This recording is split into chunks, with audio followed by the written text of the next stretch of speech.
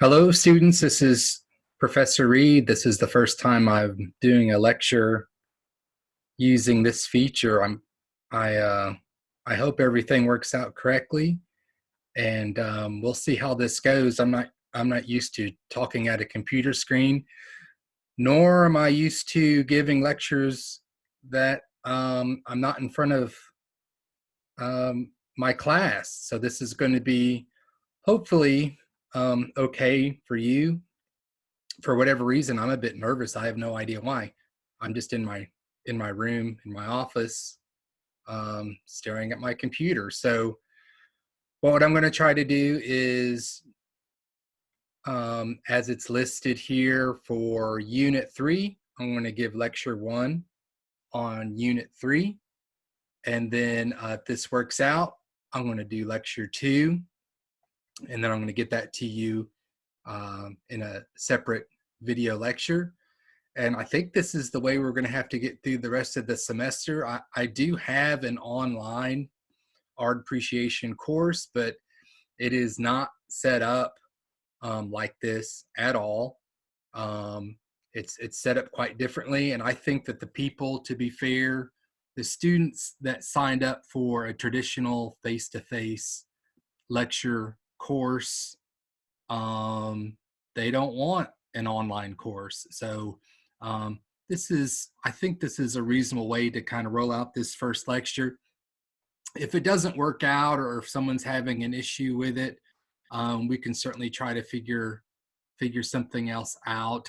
I don't know, about the conference sign-ins where everyone sort of sign in and listen to me talk at the same time.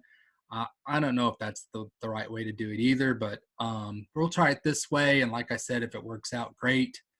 If it doesn't work out, there's certainly other options that we can try to figure out. So I'm just going to base this off of your feedback as I move forward. I'm going to get through the material. I wish I could tell you about how long it's going to take. I guess we'll know once we're finished with it. Um, like I said, I usually do this in front of a class, so this, I guess, is just going to be a lot of me talking. And we are still, before I move forward, my plan is to have exam 3 for right now. We'll just do that through Canvas. There'll probably be some modified version of what we've been doing. I don't see how that's going to be an issue. And again, the due dates for your critique worksheet, I think those were moved forward by a week. I think everything got moved forward by a week due to this week being out, this extended spring break.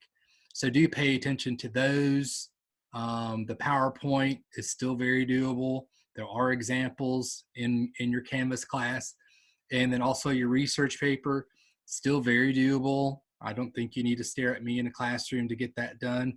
And those due dates, just double check on those dates. Those are all still out there waiting for us, right? Let's see if we can do this. All right, so I'm going to move on to the next slide. Let's see if this works.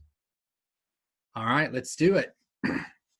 So this first lecture in Unit 3 really focuses on the Renaissance. And I think a lot of us, when we think of the Renaissance, we typically think of the Italian Renaissance.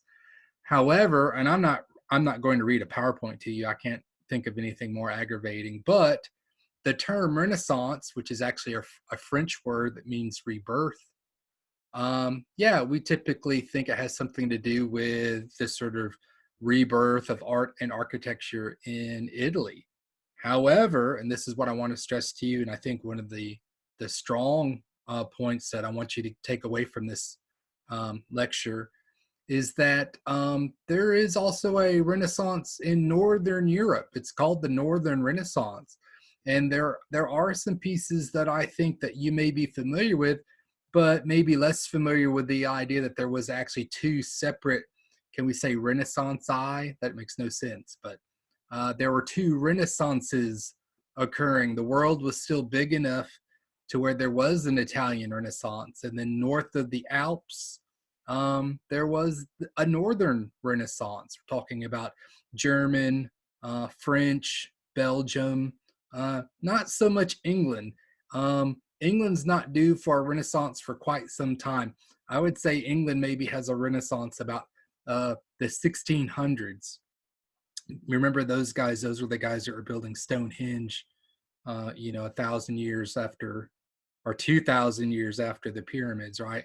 They've always been a little bit behind, so we're not worried about England. Yeah, here we go. There's we're going to separate the Italian Renaissance and the Northern Renaissance with two separate lists. And I think if you know sort of these key things to look for, you'll recognize if something is an Italian Renaissance piece or if it's a Northern Renaissance piece. So I'm putting up this quick list here. Yeah, they do coincide, so we can't just say, oh, this one's, older or this one's new or however you want to look at it. We're talking about the same time period. The Renaissance in Italy is, yeah, truly this rebirth and interest in the Greek and Roman past, right? So for them, literally a rebirth in Greek and Roman art and architecture. I have to say in literature as well, they're re-examining ancient Greek texts, right? They've got some people there that can translate that stuff. So what are we going to see? We're going to be seeing the figure for the first time in a long time.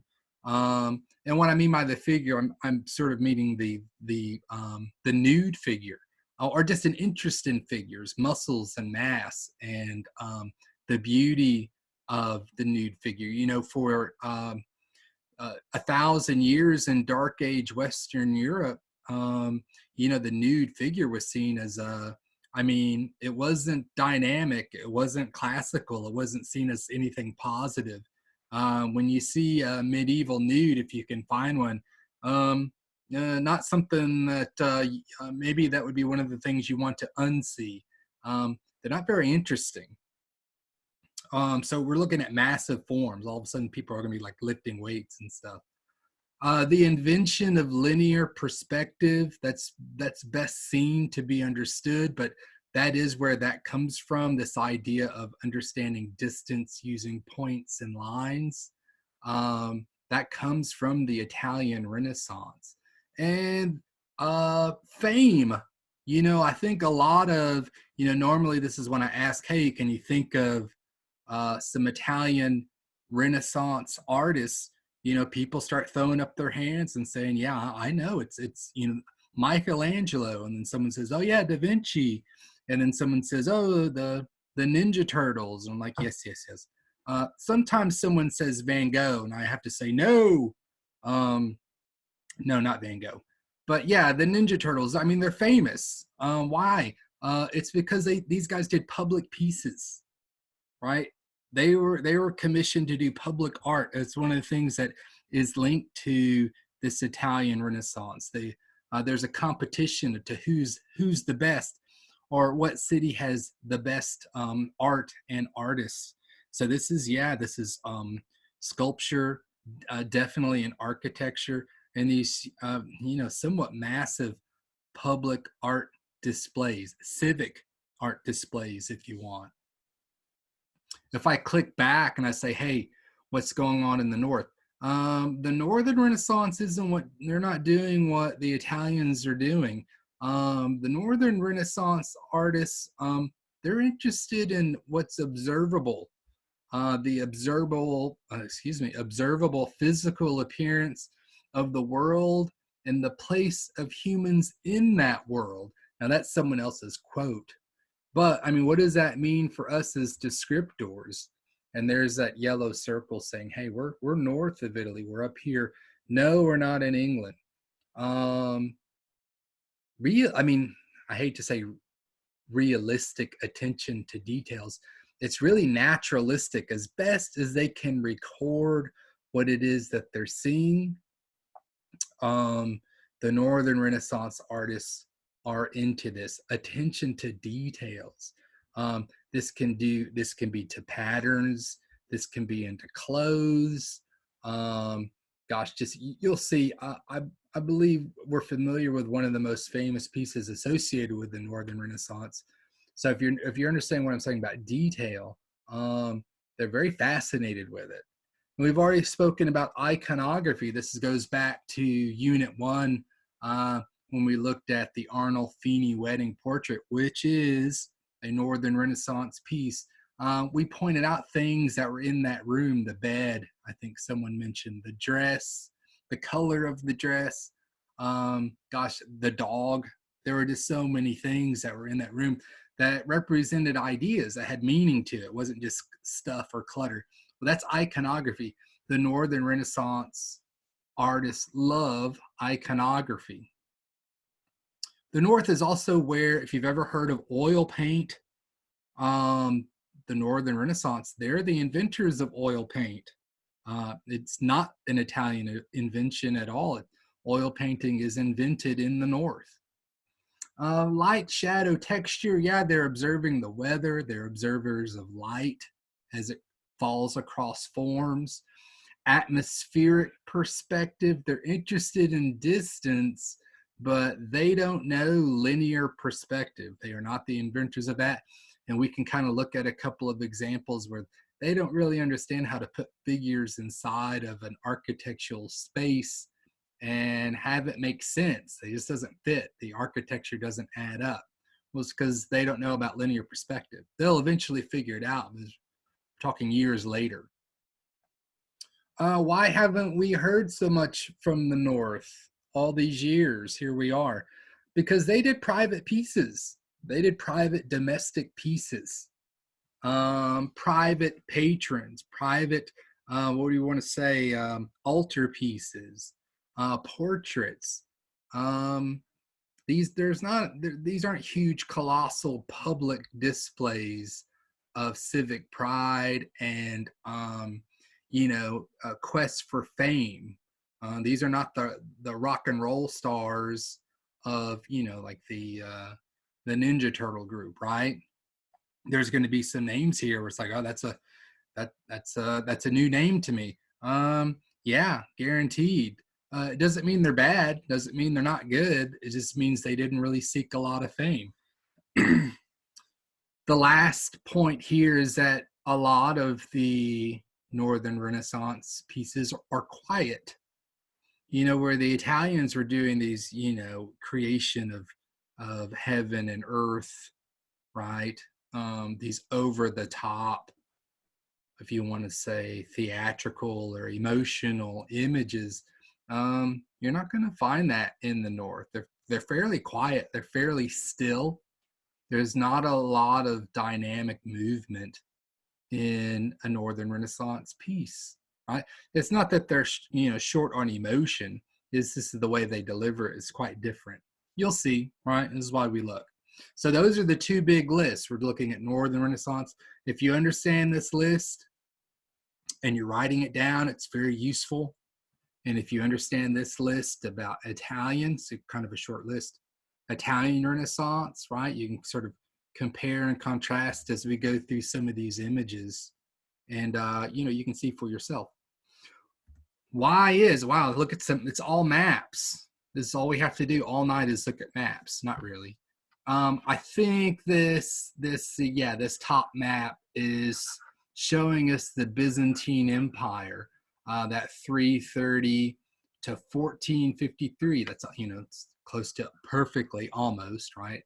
1,000-year run with the Byzantine, very strongly here in the East. But yeah, they did have some, whatever small influences here in the West. The Greek influence here is in the orange. This is sort of the Greek-speaking world, right, of the Byzantine Empire. I would say this is the part of the empire that never suffers from a dark age. Scoot on down to this map here of the Ottoman Empire. It should say a date like 1453. Anyway, can you see Constantinople here? The Ottoman Empire, there it is. Look, it's not Constantinople anymore. What is it? It's Istanbul. Yeah.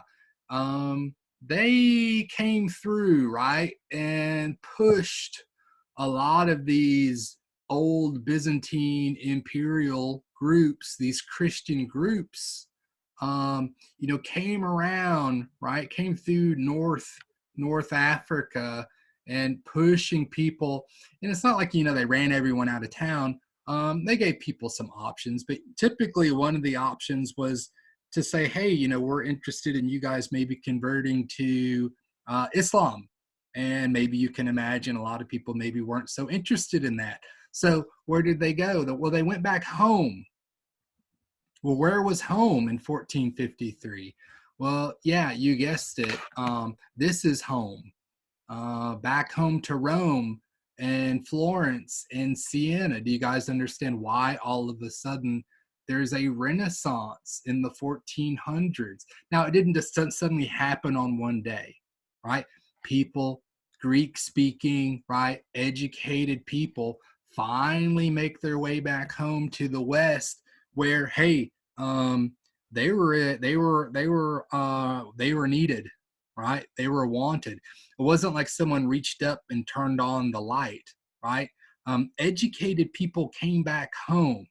And yeah, all of a sudden, this interest in Greek and Roman past. Well, gosh, I wonder why. Because all these educated, enlightened people came back to the West, right? They'd never forgotten it. They could read and speak Greek, and therefore, translate texts that maybe largely in the West couldn't be read, right? Or maybe weren't even promoted because it was pagan. This is a very strange time. But it wasn't, again, like someone just sort of woke up one day in Western Europe and said, hey, let's all decide to be smart and paint nudes. No, it has a lot to do with this outside history. And therefore, maybe this interest in maps is sort of a curious thing here. All right, so finally some pictures. Here you go. We're opening up, believe it or not. Yeah, this is going to be an early Northern Renaissance piece. This is by the Limburg brothers. And the title, it's in French. I'm not going to do that. It's The Very Rich Hours of the Duke of Berry. Now, this is a book of hours. A book of hours is not a Bible. It's a prayer book. Right? It's a personal, again, yeah, Northern Renaissance being associated with personal, private items. It's a personal item. Now, if you're the Duke of Berry, right, you have a prayer book with handmade, I'm not going to call it an illustration. I'm going to call it an illumination. These are handmade, hand-painted images inside your personal book, right? Can you guys imagine the expense of such a thing? A book like this in today's money, if you want to put a dollar sign on it, this is like Lamborghini money. This is very expensive. And it would have been filled with calendars and prayers. And then, yeah, these one-of-a-kind hand-painted images that went inside this prayer book. Why are they having to hand make this stuff? Because there's no such thing as a printing press yet. We're not there yet.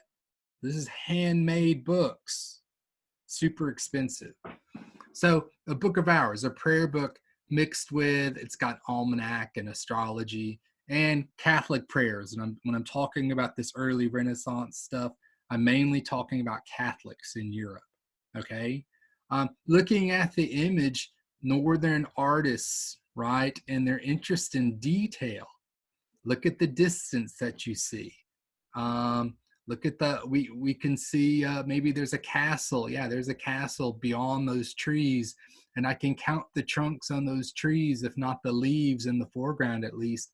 And then the decoration in the detail in their costume. Okay. Well, what am I missing if I'm using my list? Well, I don't see any nudes. I certainly don't see any heroic nudes, right?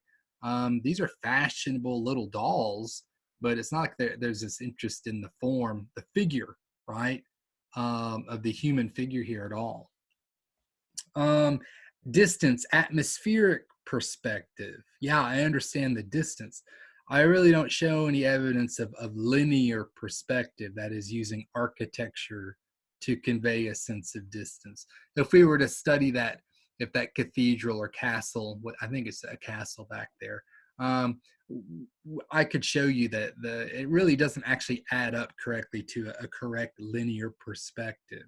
So right away, right from the first example, you're seeing this Renaissance, Northern Renaissance mode set up. They're sort of, these are the rules. This is what we're interested in. Here's how we're going to do it. And this again in a little prayer book. You can see the dimensions up there. I don't remember if I went through this and did dimensions. I'm typically not very good at that, but we're looking at something that would fit in the palm of your hand here. Really, it's about 8 inches, and then 5 3/8 inches. So we're talking about a little book. This is a page from that book. Here's a side by side from another page. This is on the left is the January page, and then again to compare it to that May page. And the Duke of Berry, right? This is royalty. This is someone who can afford such a thing. Look at that. I'm showing this January page because if you guys haven't figured out by now, sometimes I like to look at the images and sort of ask questions. I'm using the January page here to really ask a question about linear perspective. And as good as the Limburg brothers are, I'm using the January page to say, hey, these guys don't understand linear perspective. They don't know how to do it.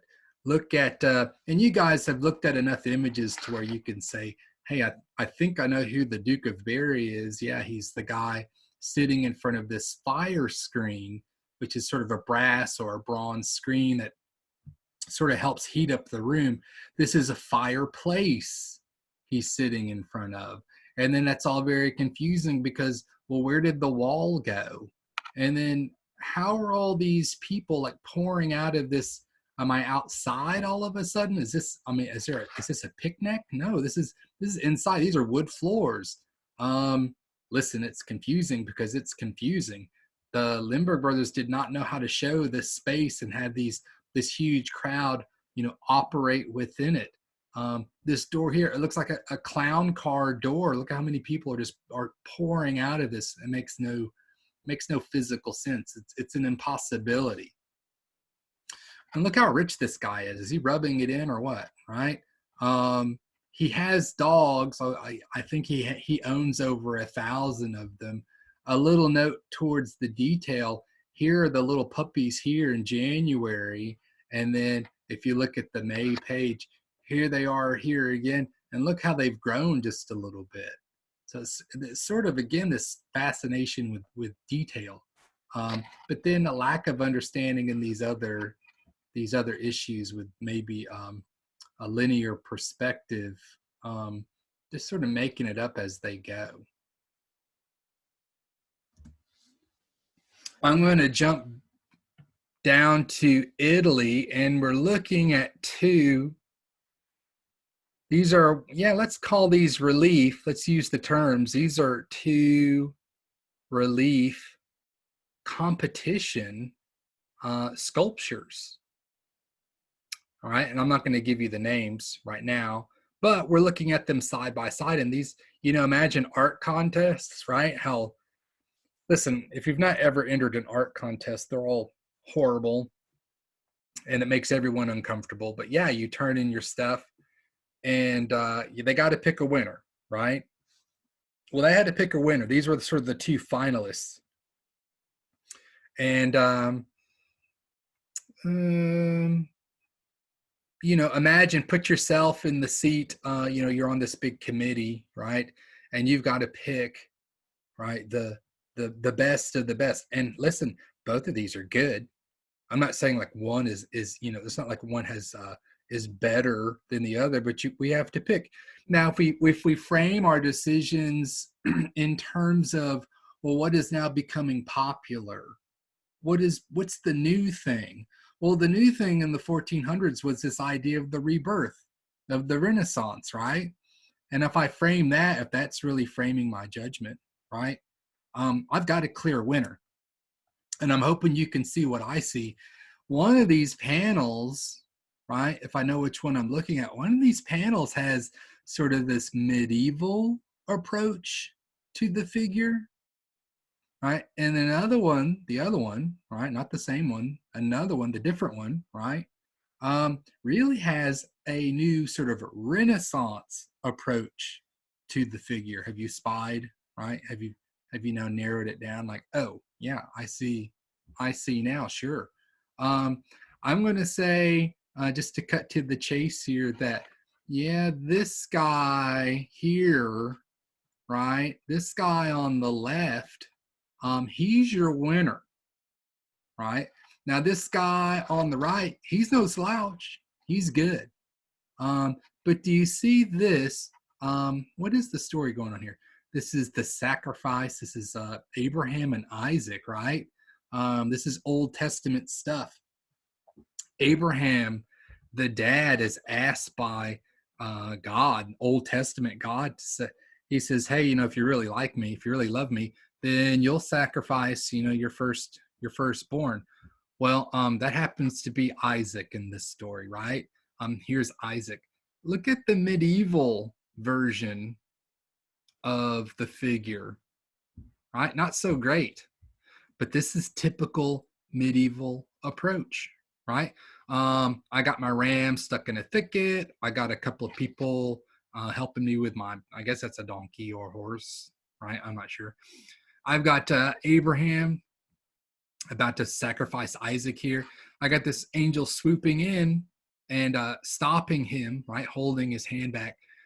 He's rushing out like, oh, just kidding, right? No, don't do that. Man, what a weird story. Anyway, it's Old Testament. I didn't write it. I'm just telling you, here's what's happening. I swing over here to the winner. I think you can clearly see I've got the same players. I've got this angel. I got the ram stuck in a thicket. I got a helper, and I guess, I don't know. Oh, there's two. Yeah, there must have been rules, right? I got this donkey here. I've got dad and son. Check out Isaac. Whoa, right? Isaac's been to the gym. Look at that. Is that not the heroic nude? Is that not the classical nude from the Greek, right?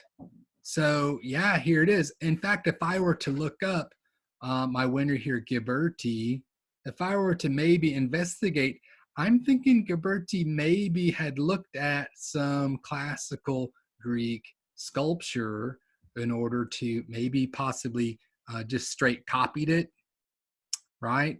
I don't want to say influence. I'm pretty sure he most definitely just said, hey, this is great. I'm going to use it. Both of these tell the same narrative, right on. I feel like this version of it here, like the angel is just maybe a bit too late. Like I know how the story goes, but it's like, I really don't think he's going to get here. Anyway, it's just a different way of telling the story. Listen, he doesn't do it. You can go look it up, right?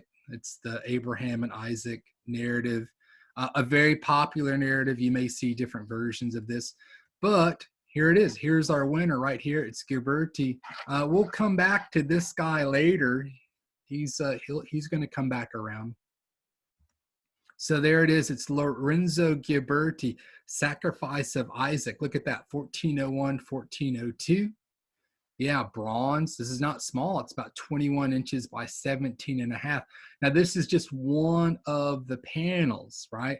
These panels, a series of these Old Testament panels, they are going to be made for, yeah, here they are. These are the doors. This is the Florence Baptistry. So I'm in Florence, Italy.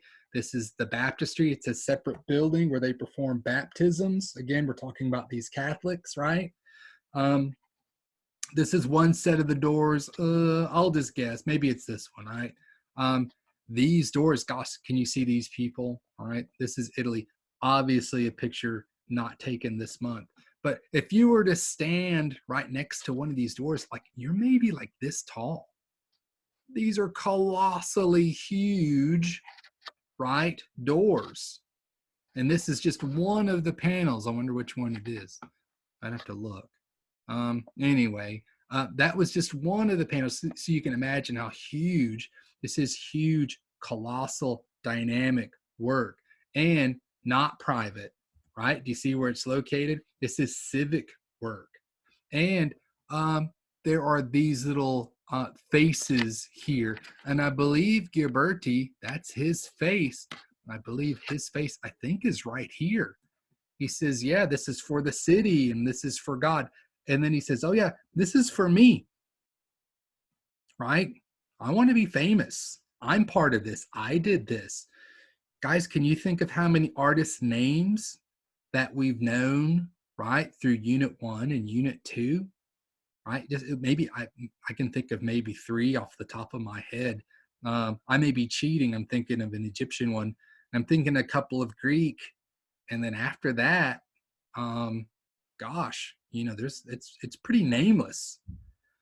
Renaissance artists, especially Italian Renaissance artists, they wish to be known, right? Here we go, Ghiberti, right? Yeah, Limburg brothers. We know their names. This is going to be Unit 3 is heavy with naming of the names, right? Ghiberti, the great sculptor. I'm switching back to, this is a Northern Renaissance piece. I want you to go back and look at your list. You can list off the things. This is like, hey, there's stuff on the list. This is the Merode altarpiece.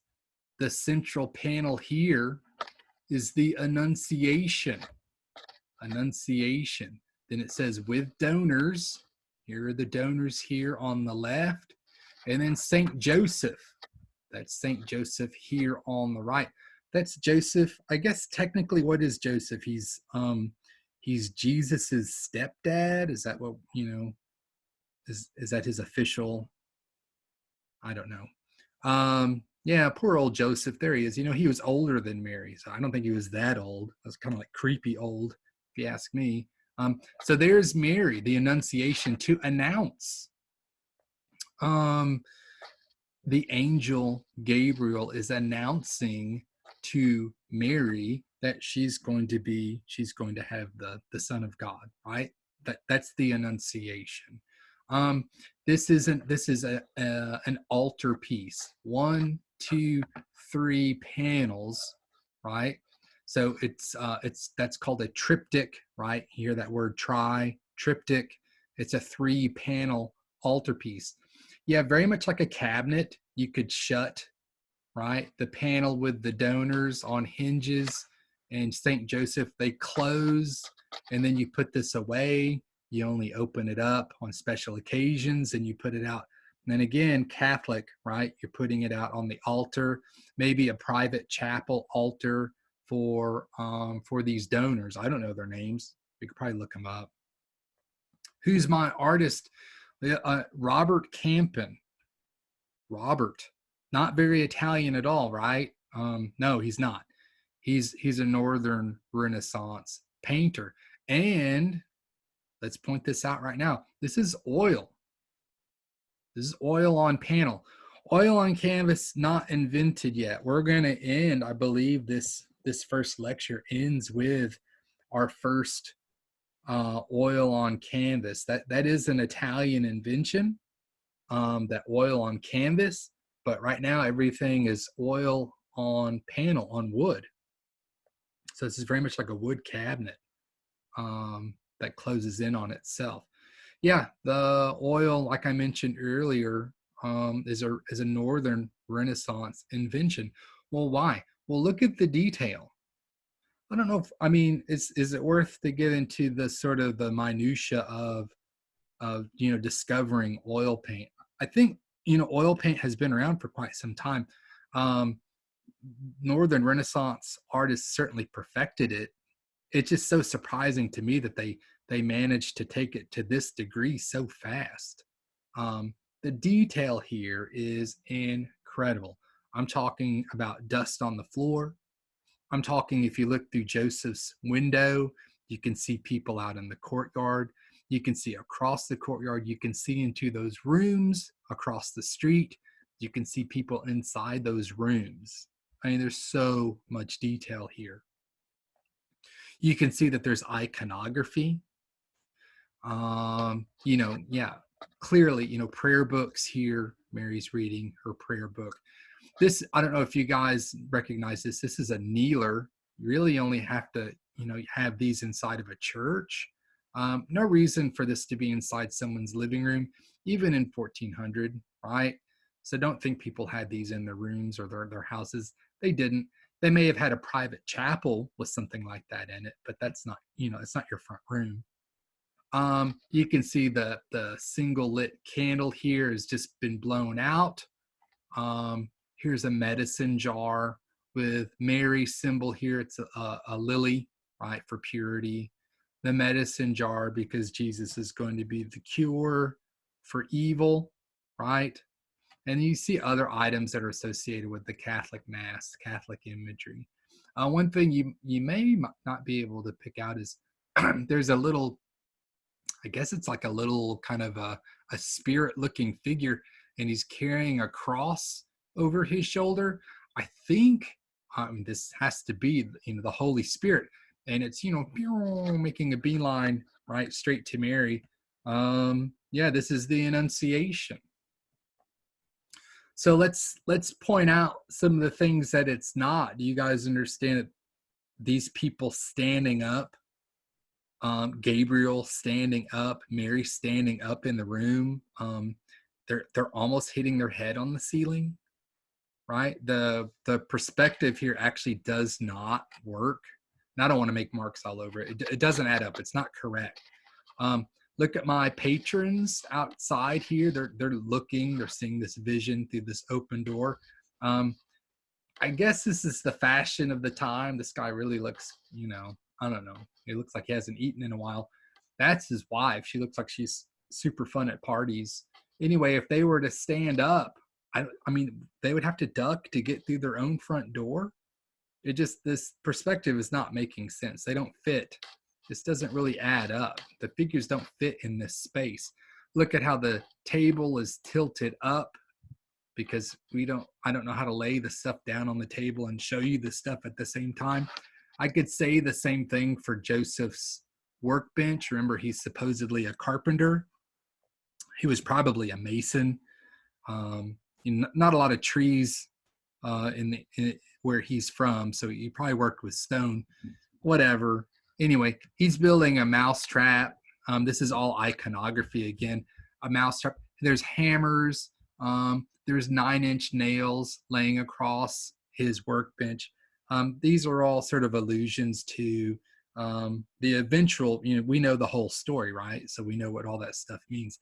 The mousetrap, this is a weird one, is that Jesus was going to be the trap to catch the devil. I don't know. I had to look that stuff up too, but that's what he's working on. So I guess a lot of students ask me who this guy is. I don't know. I think it's Robert. I have no idea why this guy's hiding behind a door. It seems very weird. But I think this is a way Robert can sign his work. There's not like exactly a signature down here. I think these Northern Renaissance artists sort of sneak themselves into their paintings. Anytime someone's doing that, I'm going to show you that they're doing that. I think that's Robert putting himself in the image. Not so sneakily. I mean, there he is. It's sort of like, where's Waldo? Right? It's like, where's Robert? There he is. He's over there. If you wish to see this, the Metropolitan Museum of Art. This is in New York. It's not in the main building. You have to go to the Cloisters. This is sort of the northern part of Manhattan. In a park, there's a separate museum called the Cloisters. And you can see this is the world famous Merode altarpiece. It's actually here in the US, right? Go check it out. I used to have a picture of me standing in front of this, but no thanks. All right, and you guys know this. We've talked about this painting. I'm not going to revisit the whole thing, right? I'm just saying, hey, doesn't it make sense now that you've got that list in this Jan van Eyck image? Yes, right? It makes sense. I've got the iconography. No, we're not looking for nudity or this heroic nude or heroic figure. I could go back to the Merode altarpiece and say the same thing, right? Now I can count the threads in Joseph's costume, right? But I really don't understand like Mary's position here. Is like, are these knees or are there little people underneath her dress. And is Gabriel, is he going down on one knee, or is he down? I don't know. This is like a lot of laundry here. I'm pretty sure these people are on their knees, right? Or something. Something's going on. They're not standing up. We could say the same thing. Look, yeah, she's in here somewhere, right? His feet are down here. We've talked about, the presence of the dog and the fruit and all that stuff's great. It's in this, quiet. These are quiet, interior spaces. Lack of the heroic nude. This is also an oil on panel. If you go through the list, Jan van Eyck, he is following the list. This is what's going on in the Northern Renaissance. And then the detail, there may be a separate slide here to kind of zoom in on those details. And yeah, Van Eyck, he's in here as well. I don't know if this is going to show up, but there's a guy in here wearing a red hat. That's Van Eyck. He's in the room. So just like Robert is standing behind the door, Van Eyck is in the room. He's your witness. And yeah, there's a wedding ceremony going on here. So I don't want to revisit the same thing we talked about in Unit 1, but I just want you guys to see that, hey, yeah, this is where this stuff fits in. This is it. He's a Northern Renaissance oil, right, painter. Now, I am going to say some weird things about this. How about that linear perspective problem? Right? Does anyone see what I see? Jan van Eyck somehow has figured out some system of linear perspective to where this makes sense. This chandelier here, it's in perfect perspective. That's not just me. This is a proven mystery, right? If there's ever a dude, if you ever think about time travel, Jan van Eyck, put him on the list somewhere, because he knows some stuff that he's not supposed to know. How is this guy figuring out linear perspective in a place that doesn't have linear perspective? They don't know it. So, that gets into a different sort of conversation about how he's doing this. I'm just going to go ahead and tell you, if you're interested in that, probably he's using a projector, some sort of device, some sort of lens, where he's projecting images and tracing them. And, then all of a sudden you feel like, oh, I've been ripped off, right? Artists had projectors. Yeah, that also sort of coincides with the Renaissance, both in Italy and in the North. With a piece of lens and some light, yeah, you can project an image as long as you're in sort of a dark space. Yeah, and then you trace out what you see. Now, the light and the lens don't paint anything. That's you. So don't feel completely ripped off. Hey, if Da Vinci were alive today, are you telling me the guy that wouldn't use a computer? Give me a break. This is technology. So it's not like if they had some sort of bit of technology that helps them project and help sort of, accurately record, things around them, which is what the North is interested in, right? Go back to that list. Yeah, I'd say they would use it. I can't see as them having something that would help them do that and then having them ignore it. That makes no sense. That would be you like ignoring your phone. Like, what? It's technology. Why wouldn't you use it? It just seems that's a weird notion. I guess to say that there's some sort of code amongst artists, to keep it real or something. No, there isn't. And, what makes something authentic? I don't know.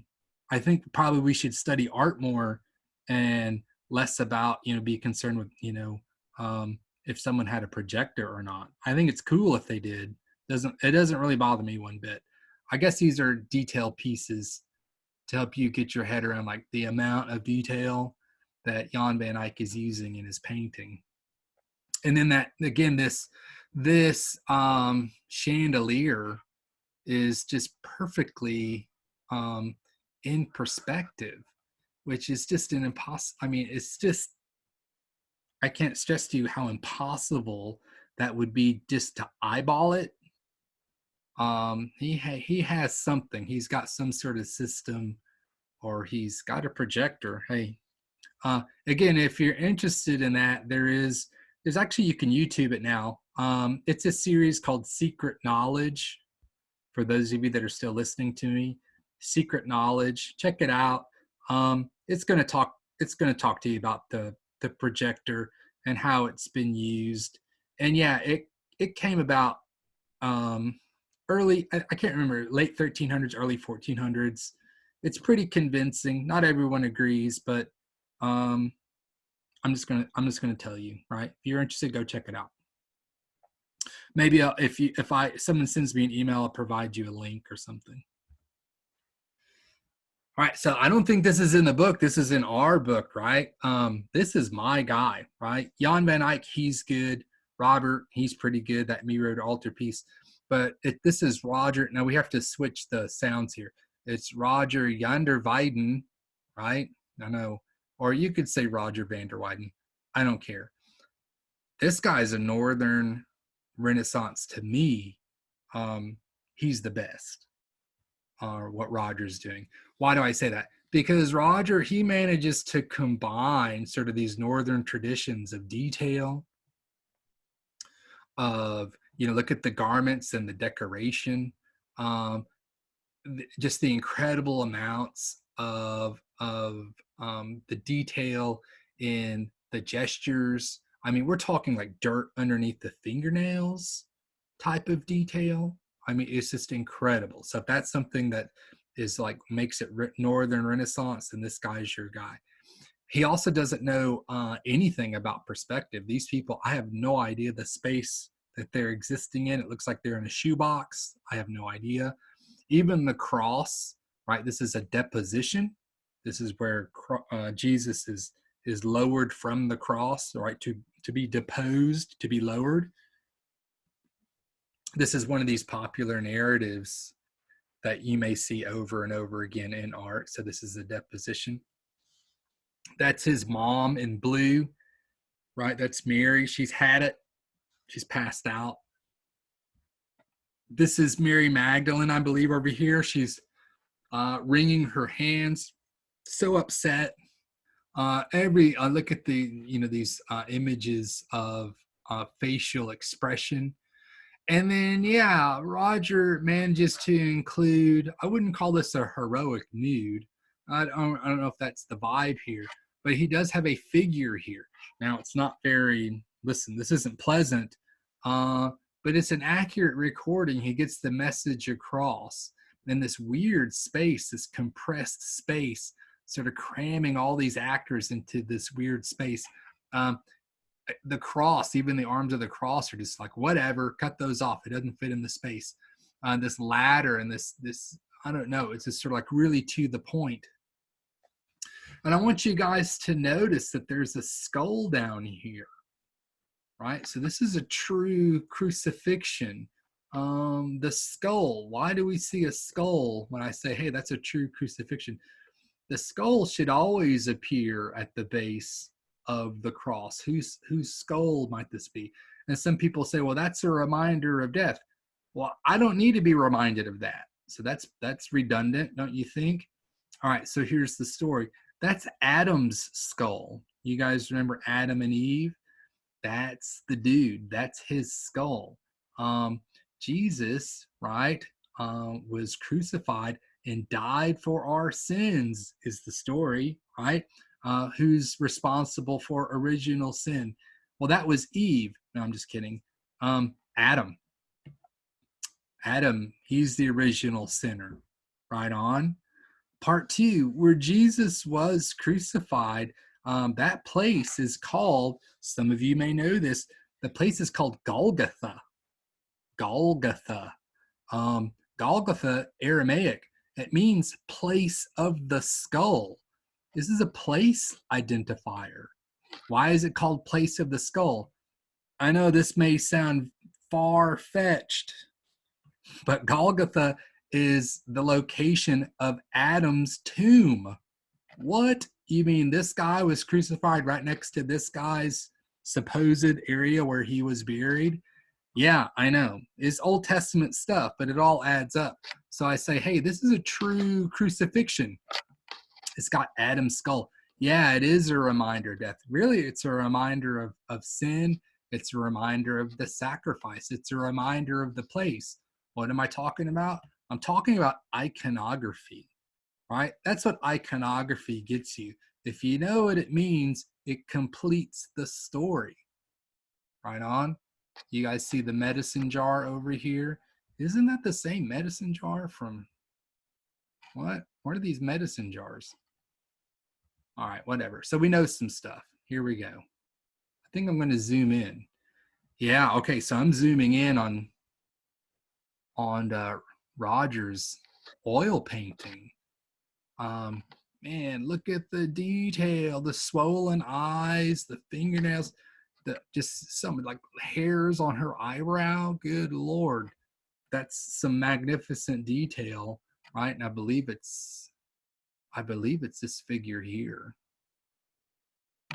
So yeah, Northern Renaissance stuff. Pretty cool.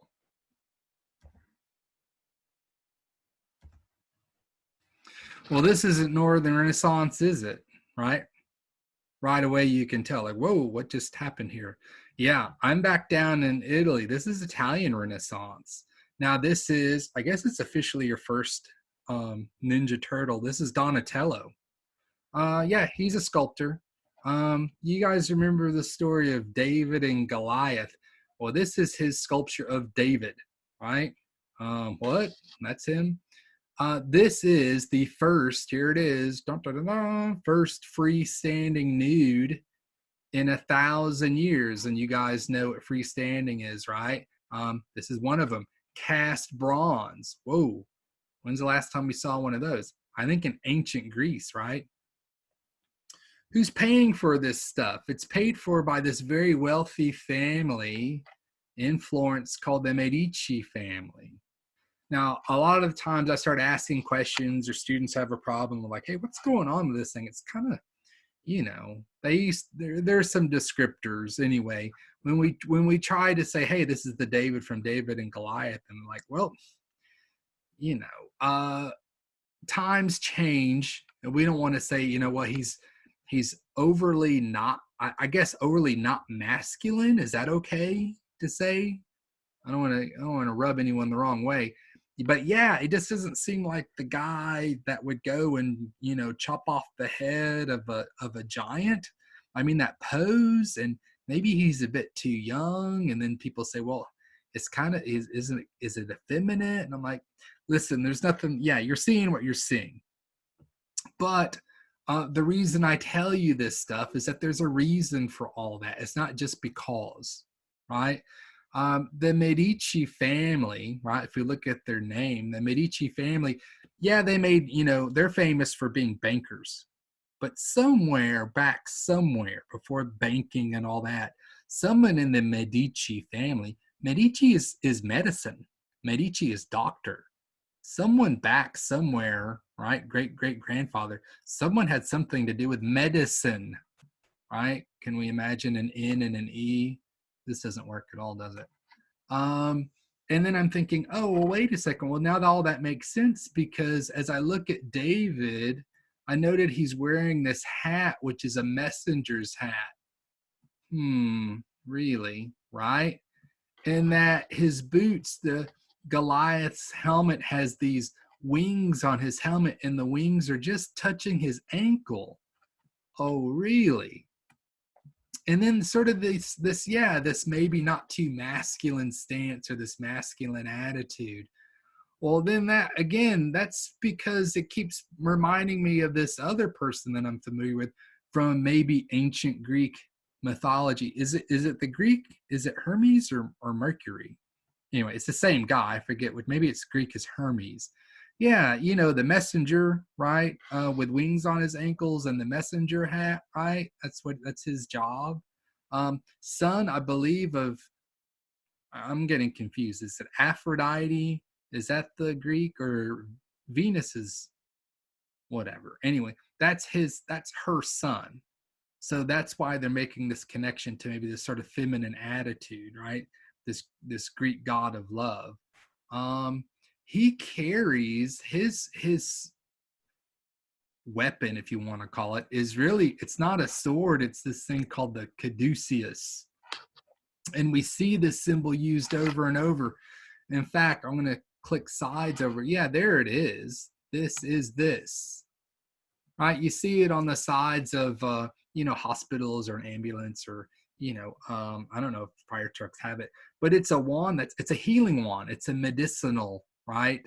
I'm telling you that this is Medici's, as much as they're calling it David. This is the Medici's Hermes. It's sort of like their secret pagan saint. Is that possible? Are we synthesizing sort of ancient Greece with sort of contemporary Christian? This David story is an Old Testament story. Yeah, I'm seeing, yeah, it's happening. It's right in front of your face. It's the only real explanation to explain what it is that we're seeing. So to just walk away from this, and by the way, that's not in the book, but to walk away from this and go, oh, that's David from David and Goliath. Next. That's not really telling the full story. There's a very strong synthesis of pagan imagery synthesized with Christian narrative. So this is just as much David, if you want it to be David, but it's also equally parts Mercury. It's equally parts Hermes. Now, how are they getting away with this in very Catholic, Christian, Western Europe? Well, they're calling it David. That's how they're getting away with it, right? They're not calling it Mercury. Here's a side view of it. Pretty cool. First in the round nude in 1,000 years. That sounds pretty important to me. I don't want to confuse this with Verrocchio's David. Some people confuse the two. I'm only showing you to say, hey, it's not the same. Verrocchio's David here is very much clothed. He's kind of the attitudinal teenager, right? You know what I'm talking about? Look at that. So arrogant. So proud. Look at him. And there's clearly Goliath said, just to say, listen, there's no hint of a Hermes here, right? Are you getting that sense? There's no sense of Mercury here at all. No. This is straight narrative. Verrocchio's not fooling around with any of that stuff, right? Yeah, this is also in there. This is later.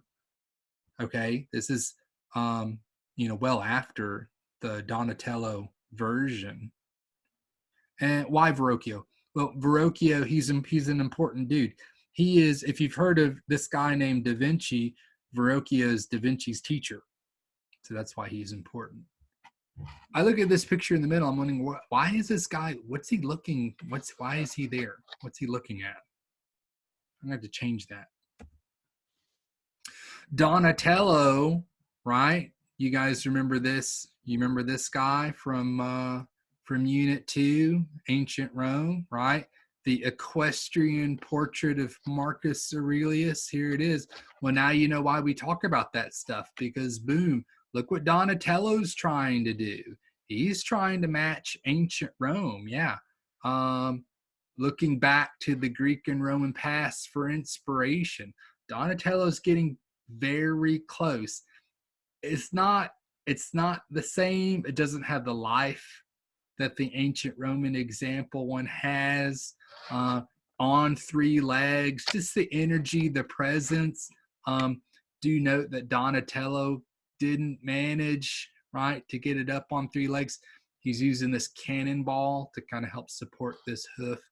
Couldn't really do it, but gosh, he's getting awfully close. Yeah, these guys are looking at the ancient Greek and Roman past.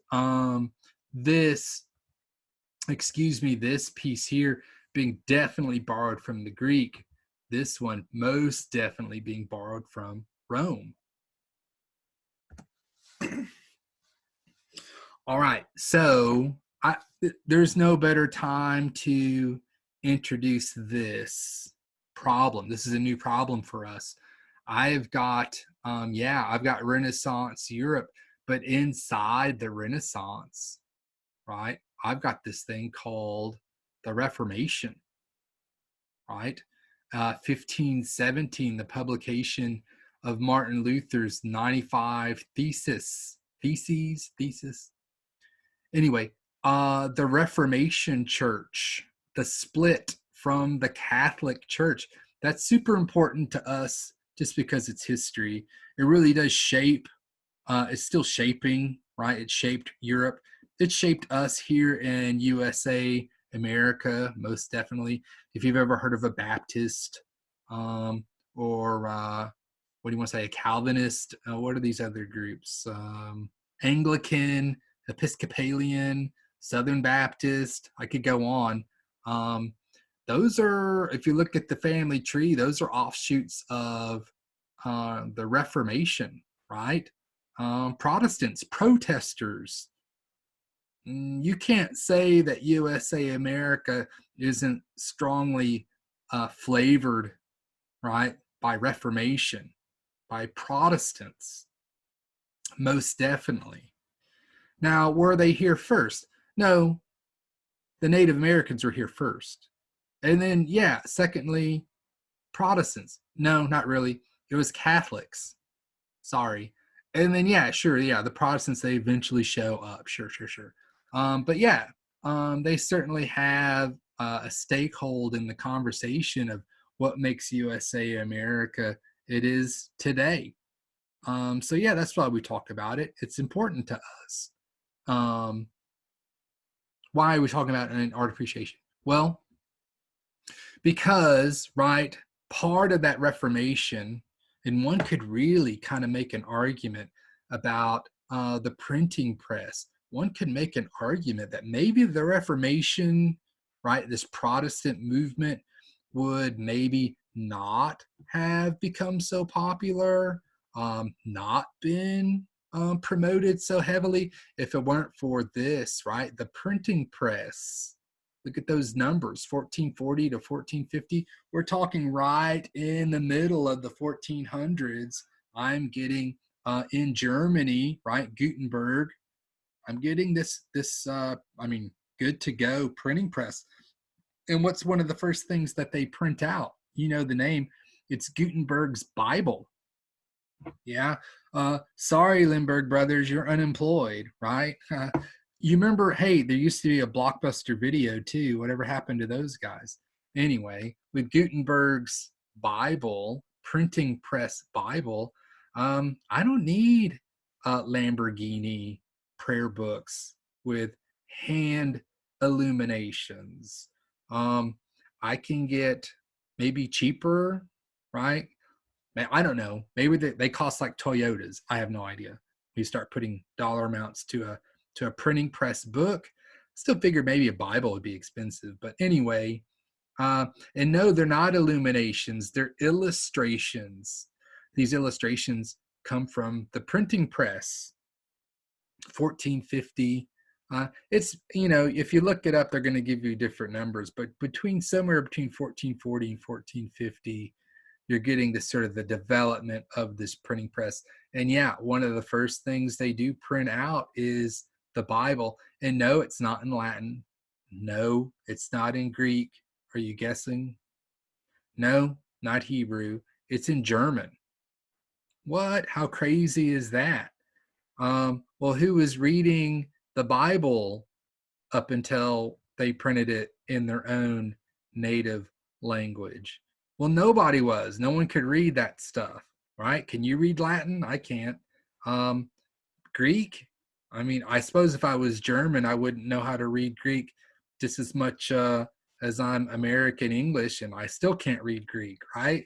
And by the way, how expensive was a Bible, right? Who had one of those things? A handwritten Bible, right? If a prayer book was Lamborghini money, what's a Bible? Like a Lamborghini dealership or something. All right, so how are they getting these images worked out? Yeah, it's through printmaking. And when I'm making, let's just call them prints, illustrations, right? The simplest one is called a relief print. And the little illustrations here, right, are trying to show us that, yeah, on a flat piece of wood, I carve away certain parts of the material, and whatever's left on top, right? The ink rests on top. Here's the ink. And then I press, right? I use some sort of press, and I press my paper on it. And then I lift it up and boom, right? I got things this good. Me and you, probably not. I know me not, right? I've tried printmaking. I'm no good at it. But this is my German printmaker. Yeah, his name is Dürer, right? I know he's German because he has these dots over the U. Look at what Dürer can do with a piece of wood and some ink and some paper. Why? Oh my gosh. This is incredible stuff. Can you imagine? Now remember, where the ink has been left behind, that's where he leaves the wood alone. Where you see no ink is where he makes his cuts. Guys, as I'm scraping away at my wood, can I make a mistake? Is there a way to glue the wood back? In other words, is there a way to erase? No, I'm carving away. It's minus, that's subtractive, remember, right? When we're carving wood. So this is very, very sort of, I want to say it's strenuous, right? It's difficult work. It's delicate work. It's rigorous. I mean, the mind of a printmaker, they're just wired differently from the rest of us. I have to also point out that he works in reverse, so that when you see the final print on paper, remember the block has to be the reverse of that. It's giving me a headache. I think Dürer was a bit of a Protestant. I think he's a reformer. I see the devil here, and it looks like he's eating the Pope, or he's eating a bishop or something. This guy's very Catholic right here. He's got his little Catholic Pope hat on. Yeah, Dürer wasn't down with Catholics, so sorry, Catholic Europe. Anyway, I don't know if he ever saw a rhino, but here's a picture of one. Maybe he saw one in a zoo. Maybe there were zoos back then. Listen, I don't know that stuff. You have to Google that. Anyway, there's a rhino. That is a painting. That's a self-portrait of Albrecht Dürer. Where are the dots? I need the dots back there. Hey, there you go. I see Dürer as more of like a Seattle 1990s sort of grunge, right? Are you feeling that? Dürer is also doing this next stage of printmaking called an engraving. I have no idea what this guy's doing, but an engraving, what is an engraving? Same process, except I am scraping away, I'm carving into a metal plate. All right, so it's somewhat of a different setup. Here's his Adam and Eve. These two are very, I mean, they're very Italian in their proportions, in the way, in their poses. Yeah, if I were to go check it out, Dürer actually did go and visit. He crosses the Alps and he visits Italy, and then he comes back. He comes back with some Italian information, but he's still very much into, you know, this is the Northern Renaissance. If we look through this image, you're going to see lots of iconography, detail to just an incredible degree. He's still the product of the North, but you see some influence of this Italian visit, this Italian trip that he had gone on. To see these figures in a Northern piece, just the way they're presented here, is very Italian. I like how these leaves just sort of just grow just so perfectly. How convenient both those leaves are. Here we go. Now these are trying to explain the difference when we're working in an engraving, right? When the ink, like I've scraped away at my plate, there's my tool, it's some sort of metal tool. It must be harder than the metal I'm scratching into. When I go to ink that plate, the ink does not rest on the surface, right? Not in metal. The ink actually goes into the cuts. Because of that, that is called an intaglio process. And engraving is one example of an intaglio process. And sure, I wish that meant like ink sits in the cuts, but that's basically what it refers to. It's just sort of the technique of scratching into something. That ink sits in those scratches into the plate. Now I can't just put a sheet of paper and press my hand on it. No, this requires a proper press with a lot of weight, because that paper, it doesn't so much lift up the ink as the press presses the paper into those grooves. It's a tremendous amount of weight. Okay. I mean, you can imagine, you can, when you get your, maybe like a fingerprint, fingerprint is a relief print, right? It doesn't require that much effort to make a relief. Or if you stepped in mud and then you tracked it through your mom's, kitchen, you've made a relief print. You're not going around making engravings, right? You have to have the proper equipment to do that. The amount of pressure to get this thing going. Why are they going through so much effort? Well, compare the two. Here's your original woodcut here. Compare it to the engraving right here on the right. Look at the softness of the transitions. Look at the amount of values, if we could count them. Look at the atmospheric distance that he's getting. When I'm working in wood, I have to mind the grain of the wood. Can we see we're kind of going sort of left and right here? I've got no grain in a piece of metal. So this is a lot of hatching. It's cross hatching in any direction to get this going. This is the 4 horsemen of the apocalypse here. This is, let's see, what is it? This is night, death, and the devil. Those are my players here. I think the iconography in this image is pretty overt. I've got devils eating popes and things. Here, this relies on a bit of information. We know some of this stuff. Here's a dog, right? Isn't that fidelity and loyalty, right? This is a very weird, I don't know, I think we should have like a separate class on how the devil got so weird looking. But anyway, that's the devil. He looks like some sort of like goat. He's got one horn or something. He's very ugly. I don't know if he's got earrings. I have to look at a closer version of that. Maybe that's a separate horn here. I don't know. I think stuff like that's silly. I know who this is. You do too, right? Whose skull is that? I'm not even going to tell you. You know whose skull is that? Why is that here? It's iconography. You know why. Why is this reptile going in the opposite direction of this dog? Well, the reptile, I think it must represent maybe the serpent from that Old Testament story of the garden and Adam and Eve. I know that's timed because he's waving an hourglass in the night space, but does he seem to be bothered by any of this at all? He's not scared of the devil. He's not scared of death, of time, right?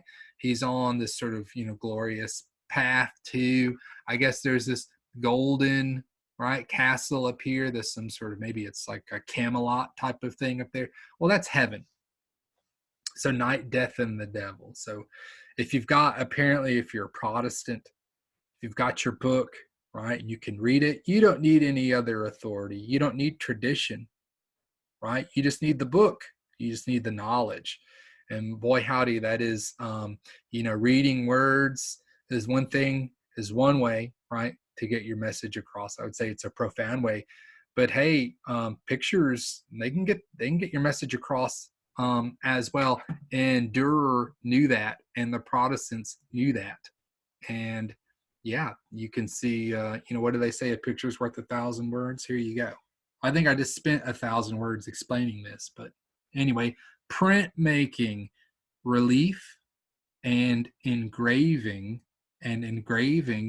is an intaglio process. All right, I'm going to jump down to, here's some famous Italian pieces here. I'm going to get to the High Renaissance. I don't mean to skip over or skip through the High Renaissance. I just feel as if you guys really know, quite a bit about those guys. There may be some new stuff. I'm hoping there's some new stuff there, but here's Botticelli. You're like, who is Botticelli? Well, he's the guy who did this, right? Now, two reasons why I'm showing you this. One, because it's famous, right? This is The Birth of Venus, 1486. Two, it's a tempera painting. What is tempera? Tempera is pigment mixed with egg, right? Whoa. First question, does it smell? I've never smelled this painting, right? But yeah, I've had students that work with tempera. I teach it. No, it doesn't smell. It kind of smells like egg when you're like working on it, but not, the painting itself. No, it has no smell. It's very weird. Um, this is it. This is not an oil paint. The Italians, they're not messing with oil paint, right? Not yet. That's Northern Renaissance stuff. So I think that was one, it's famous. Two, it's tempera. Three, there's like, remember when I set aside one female sculpture for the Greek unit? And I said, hey, we got to mention one because for whatever reason, it shows up over and over. Now, I'm going to leave it to you, but do you see something similar between this sculpture from ancient Greece and the pose of my Venus figure in the tempera painting by Botticelli, right? Yeah, I think that's fairly, I mean, if you're not seeing that those things are parallel and that Botticelli knows about this stuff. Now, did he see the sculpture in person? I don't know. Maybe he saw a drawing of the sculpture. I just find it too coincidental how similar these poses are. These guys know art. And yeah, if I'm Italian, I'm interested in this ancient Greek stuff.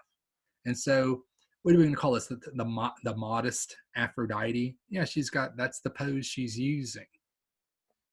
All right, so what's going on in this? This is not secretly pagan, is it? Right? This isn't David disguised as. Is it David disguised as Hermes or Hermes disguised as David? I don't know. This is very much Venus. She's not disguised as anything. How this was okayed or whatnot, I think by this point we're getting close to the 1500s. It was just, I think it was fashion. I think it was popular, right? I don't think the church maybe was worried about people, idolatry or worshiping pagan images. I think this has to do with fertility, right? This birth of Venus. I think this is a kind of pretty much an upbeat, positive image. I'm going to give you a second, maybe, take on that.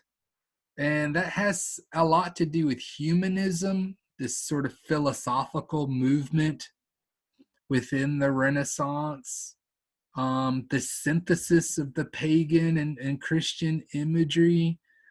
Stay with me here. If I'm talking about this idea of love and Mary, Jesus's mom, right? If she represents spiritual love, and then there's the other side of the coin, then there's Venus, right? Who represents maybe, what are we going to call it? Earthly? We're going to call it earthly love, right? So I have Mary, spiritual love. I have Venus, earthly love. But I'm really just talking about the two faces on the same coin. Am I not? I mean, in the end, I'm talking about love. Do you find it a coincidental that the rose windows that we saw in those Gothic churches, all of those are called Notre Dame, by the way. Those are churches devoted to Our Lady. Well, who's Our Lady? Well, that's Mary. A rose for Mary, right? That's her symbol. It's one of her symbols is a rose. Well, what's Venus's symbol? You guys seeing what I'm seeing? Where she's about to put her foot, the story is that's where the first rose bush grows. I mean, we're talking about shared overlapping iconography. I think that's also got something to do with the presence of some of this pagan imagery in Renaissance Italy, is that they're really seeing it as just different ways of telling the same stories. they're just different faces, right? So don't think, people are like suddenly went pagan. They didn't. They're really having this conversation about understanding the two of them and seeing how they overlap, seeing how they share. And Venus most definitely shares with Mary. All right, so here's Venus.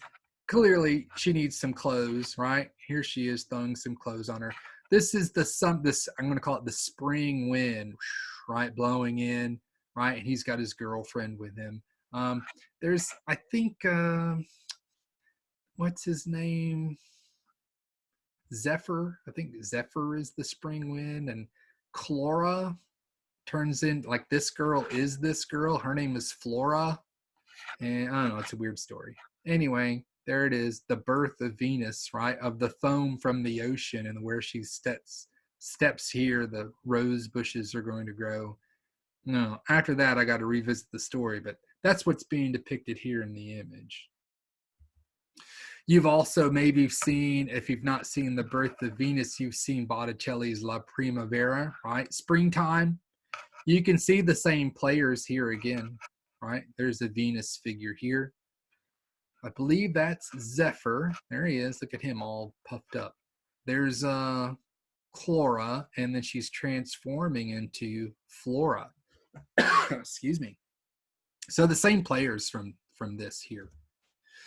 But then I've got these muses, right? Are they available or what? Look, their hair is down. They got these great costumes. I don't think people wear this stuff out in public anymore, right?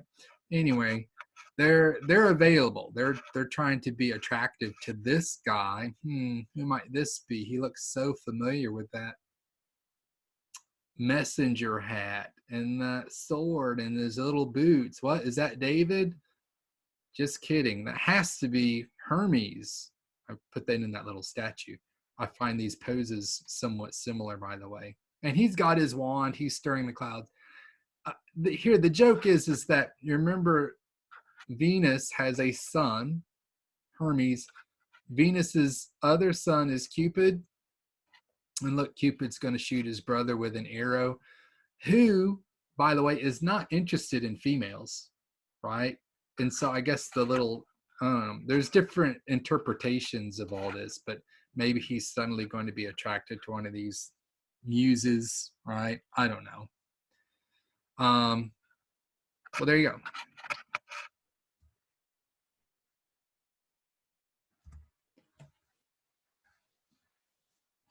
Do you remember the doors from the Florence Cathedral? And our winner was Ghiberti.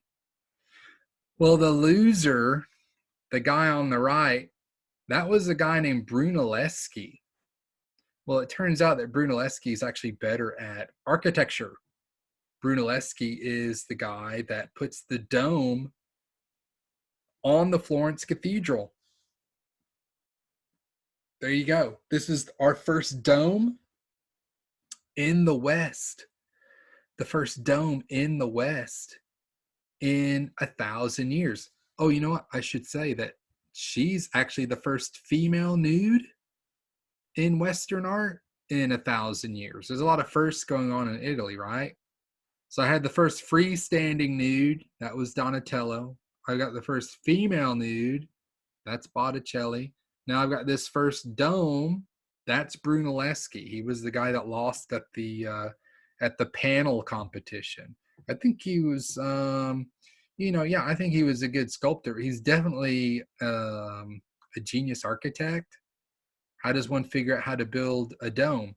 Well, I think we understand, like, hey, here's why we study old stuff. We remember this dome. Brunelleschi, he went and looked at it, and he says, hey, I think I know how they did it. No, he didn't, because he didn't do it. His dome is built completely differently. Plus, he doesn't have concrete. And let's face it, his dome's sort of like maybe not, it's more of an egg. Can we call it the first giant egg? No, we'll call it a dome. Anyway, the Florence Cathedral dome, boom, right there, the first Western dome in 1,000 years. The baptistry is, if we could get a better picture, the baptistry is going to be down here It's in front. It's in the courtyard in front of the church. This is the back of the church. Is there a different picture? Okay, well, yeah, there's the dome. Boom. The little baptistry is right here. Gosh, you can barely see it. It's not this tower. It's right behind it. So imagine like Ghiberti feeling good about like, hey, I got these doors. And Brunelleschi is like, oh, well, check this out. That's a picture of Brunelleschi looking up at his accomplishments. Imagine, right, figuring this out, pulling it off, not, let alone knowing how to do it. He also had to figure out the machines and tools to get it done. I mean, he invented all of it, the whole process, right? So the Florence Cathedral, also known as the Duomo, that's its nickname, the Duomo. Why? It's the dome, right? The first dome in the West in 1,000 years.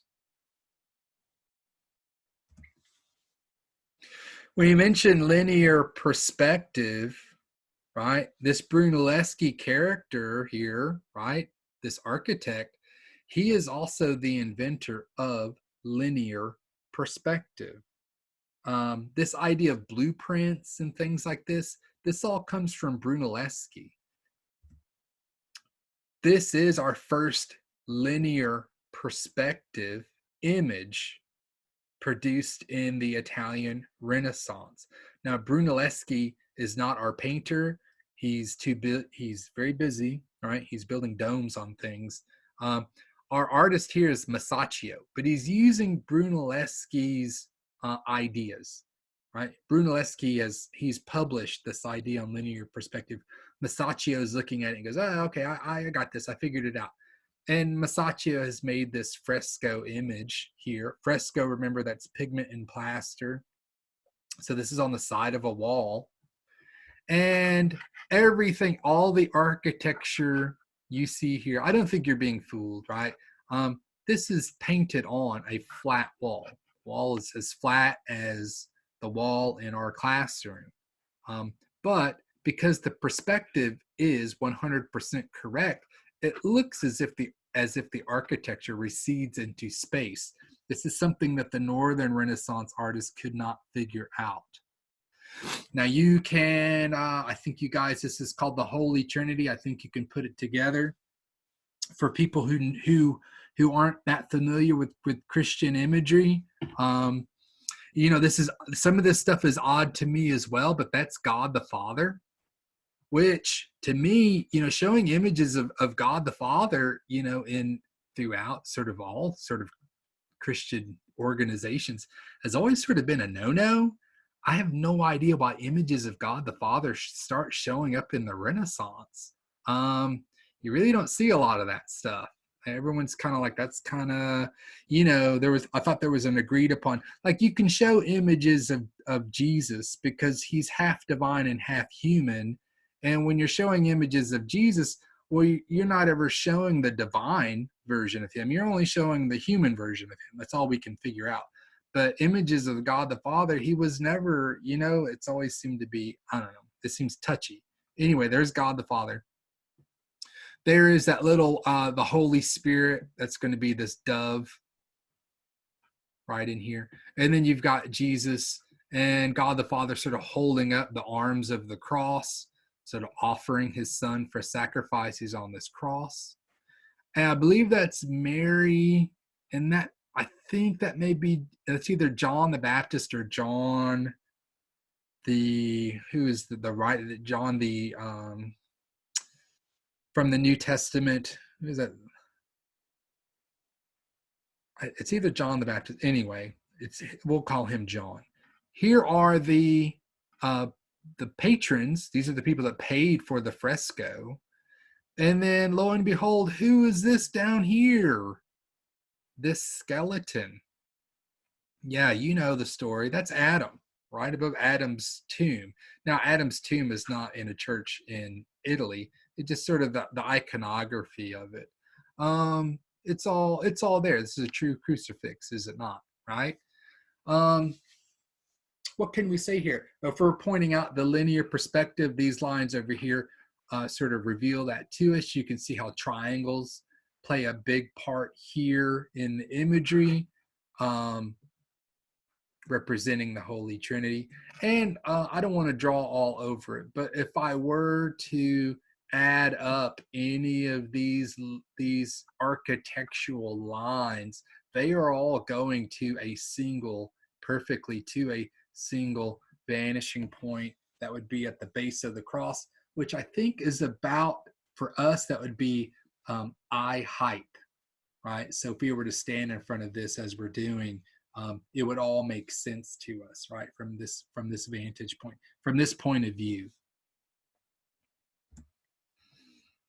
All right, so here we are. Here's the high Renaissance. I know you gotta stick with me here, and plus, you know what? You guys can like take breaks. You can shut me up for a second, then come back.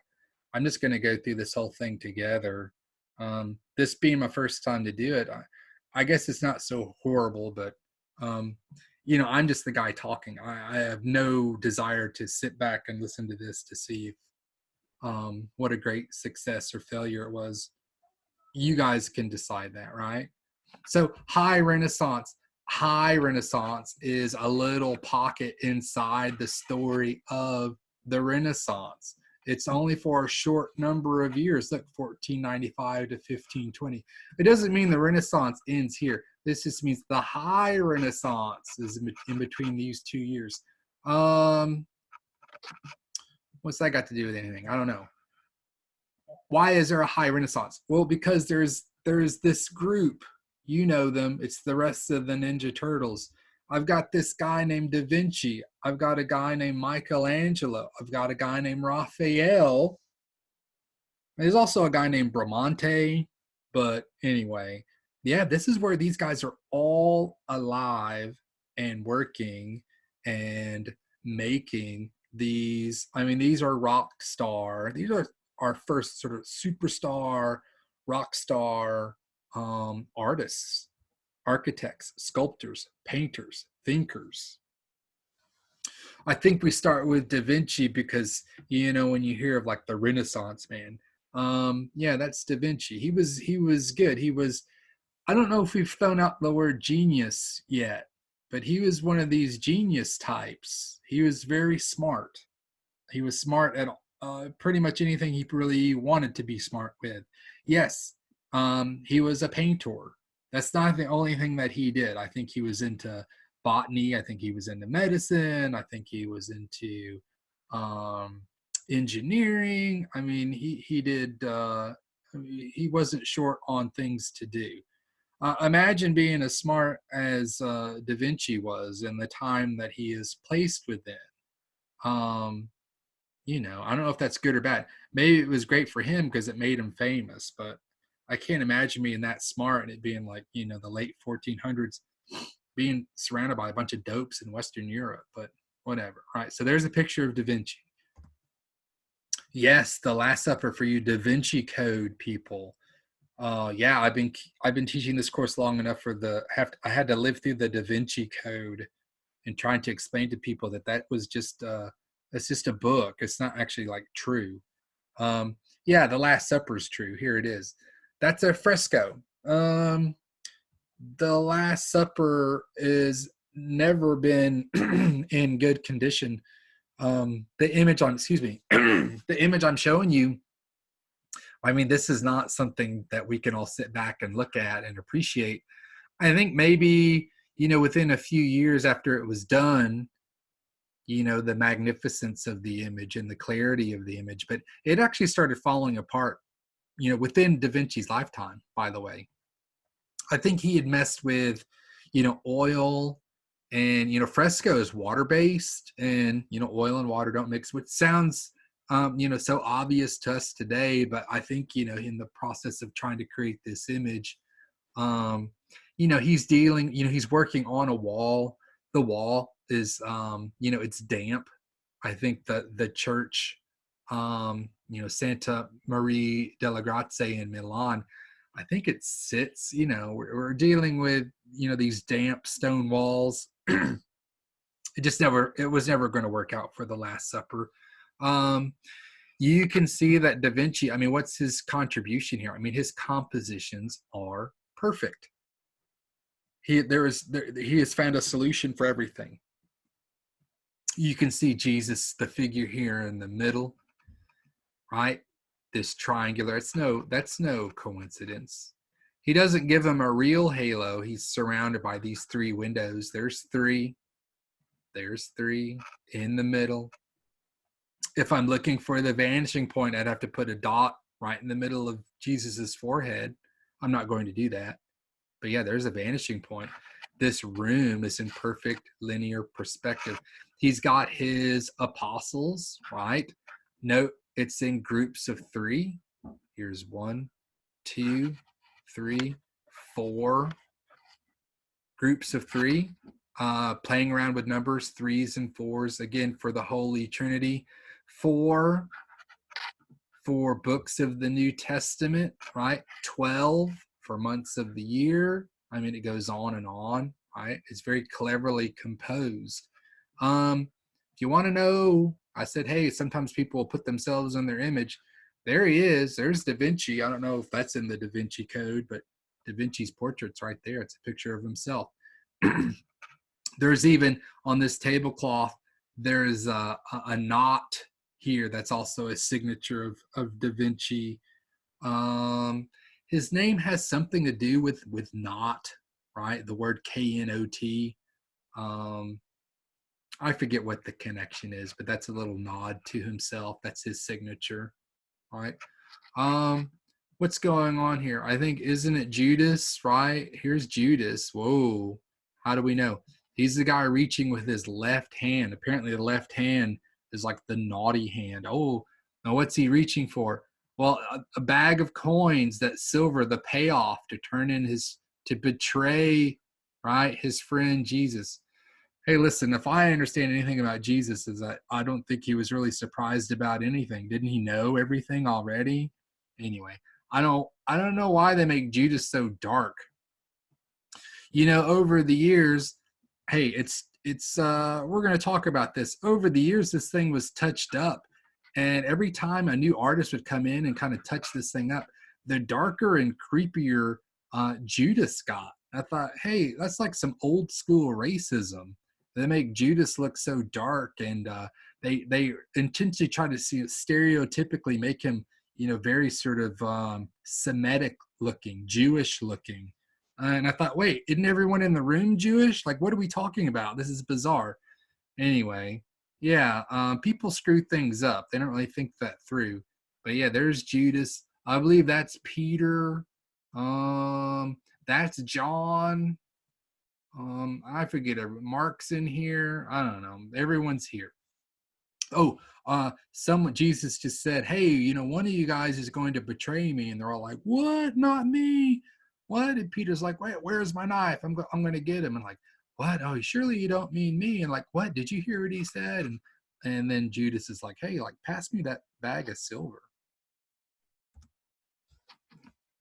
Throw in some terms here. Yeah, we mentioned this, I think, from Unit 1, the pyramidal composition, right?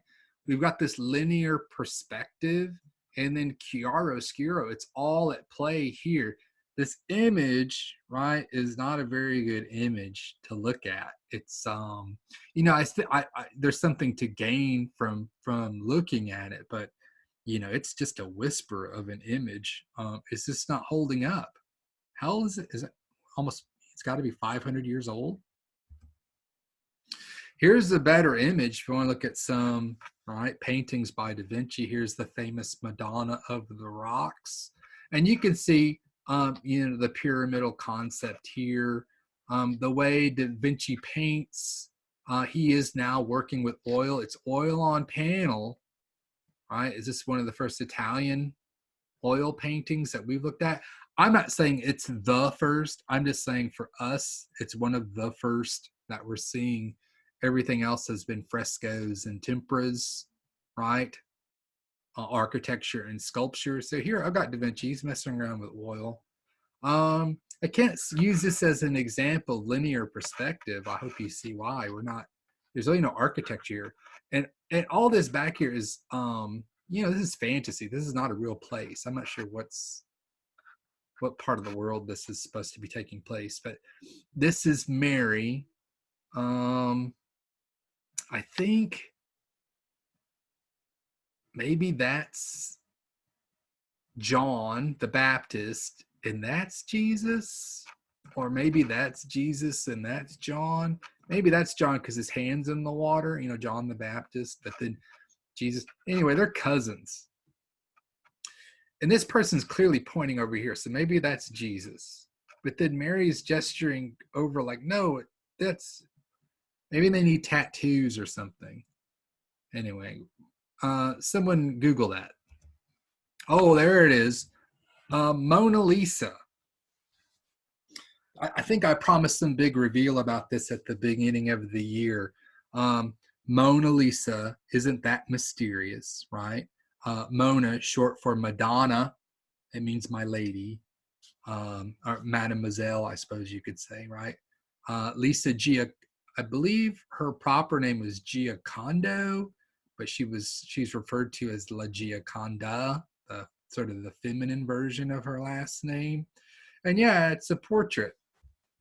I think everyone's fascinated with the little grin she's got on her face, this supposed Western icon of beauty. I proposed at the beginning of the year, this is the one in the Louvre in Paris, that this is, I think it's famous now because it's famous. It's got a history to it. It was in Da Vinci's possession when he passed away in France. That's why it's in France. Yeah, it was stolen. I think it was stolen in 1911. And, like, what do you do when you steal something that's kind of famous? It's not like you could, sell it. What are you going to take it to the pawn shop? Anyway, he eventually gets caught with it. I think he tries to sell it to an Italian museum. And, what are they supposed to do? Everyone knew who it belonged to. So the Louvre gets it back. And I think that sort of, starts the ball rolling for its contemporary famousness now. That was in the early 1900s, and it's still famous now. What I wanted to add was that the one in the Louvre, the one that everyone thinks is what the ancient, the first historians, the first artists were talking and writing about, actually isn't that one. I believe it's this one. This is called the Isleworth Mona Lisa. It is an oil on canvas painting. I think the canvas has been transferred somehow onto a wooden panel. And in 2015, this is recent stuff. You guys are getting new stuff.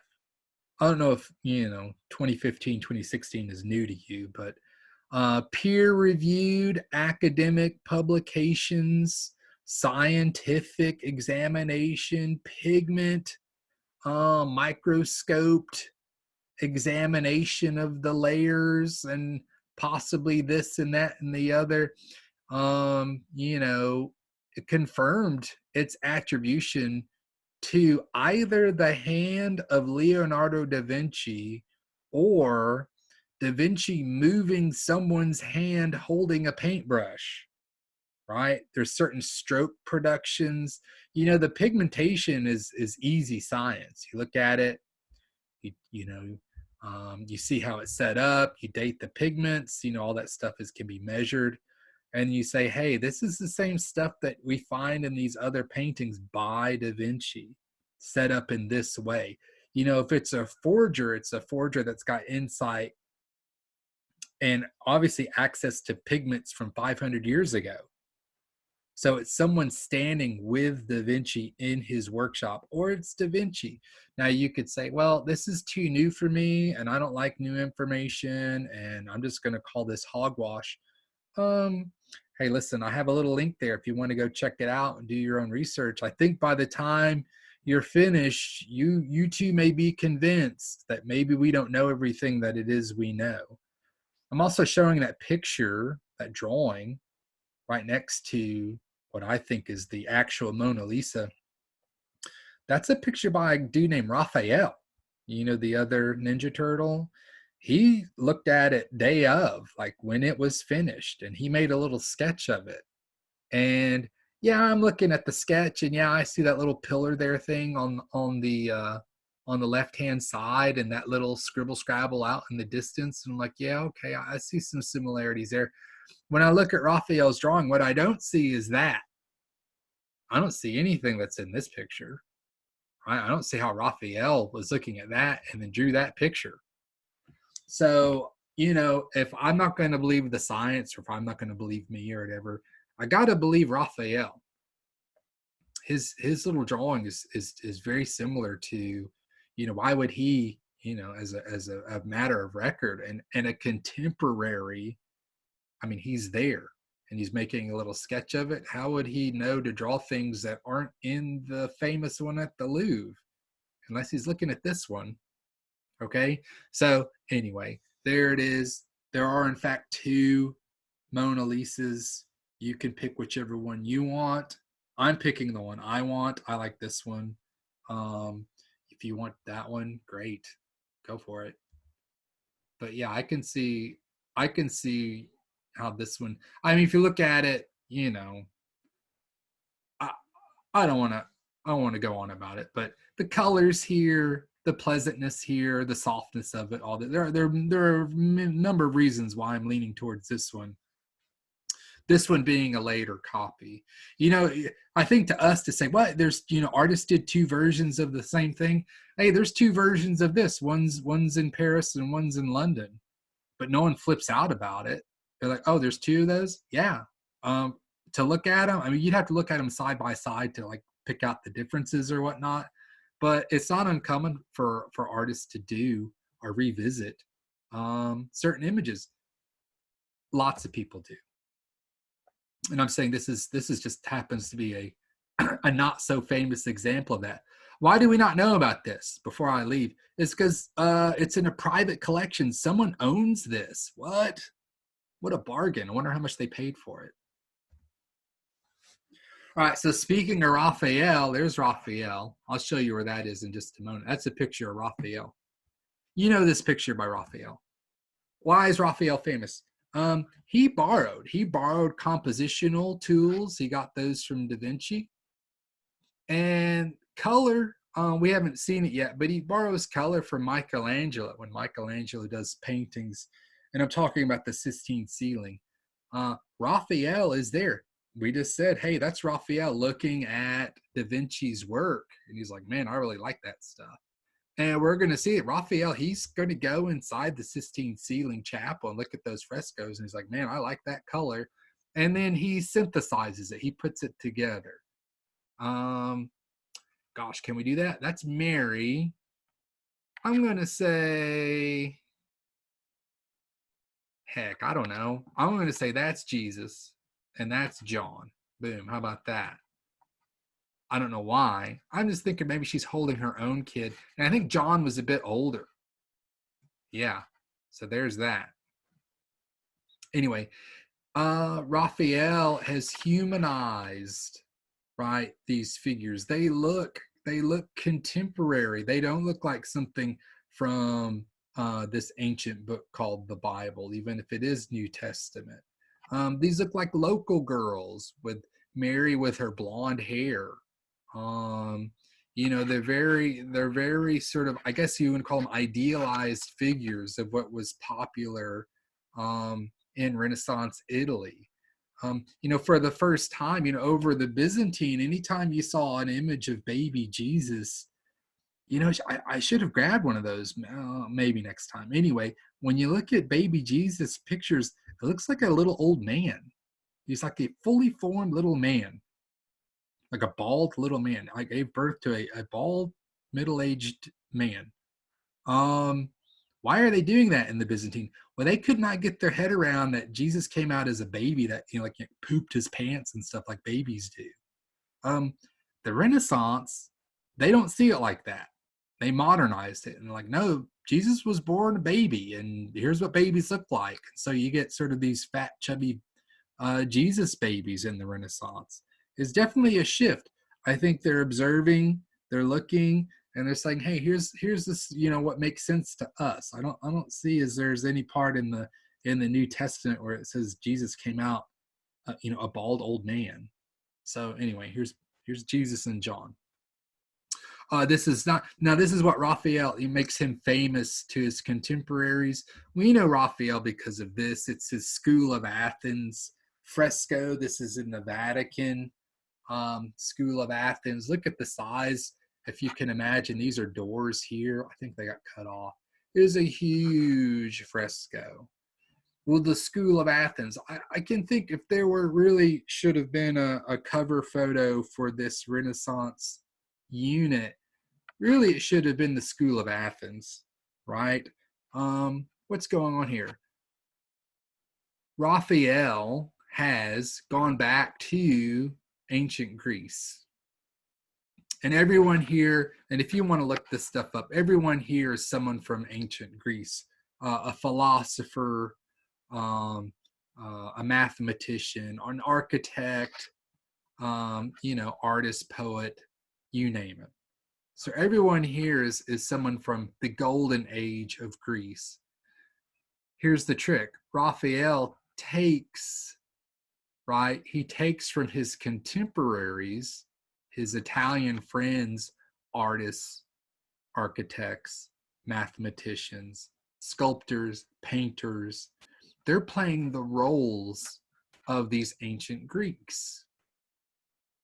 I'm going to point out too, just because I'm fairly confident in their identity. This guy here, I can't remember if he's playing the role of Socrates or whatnot. Anyway, that is Da Vinci.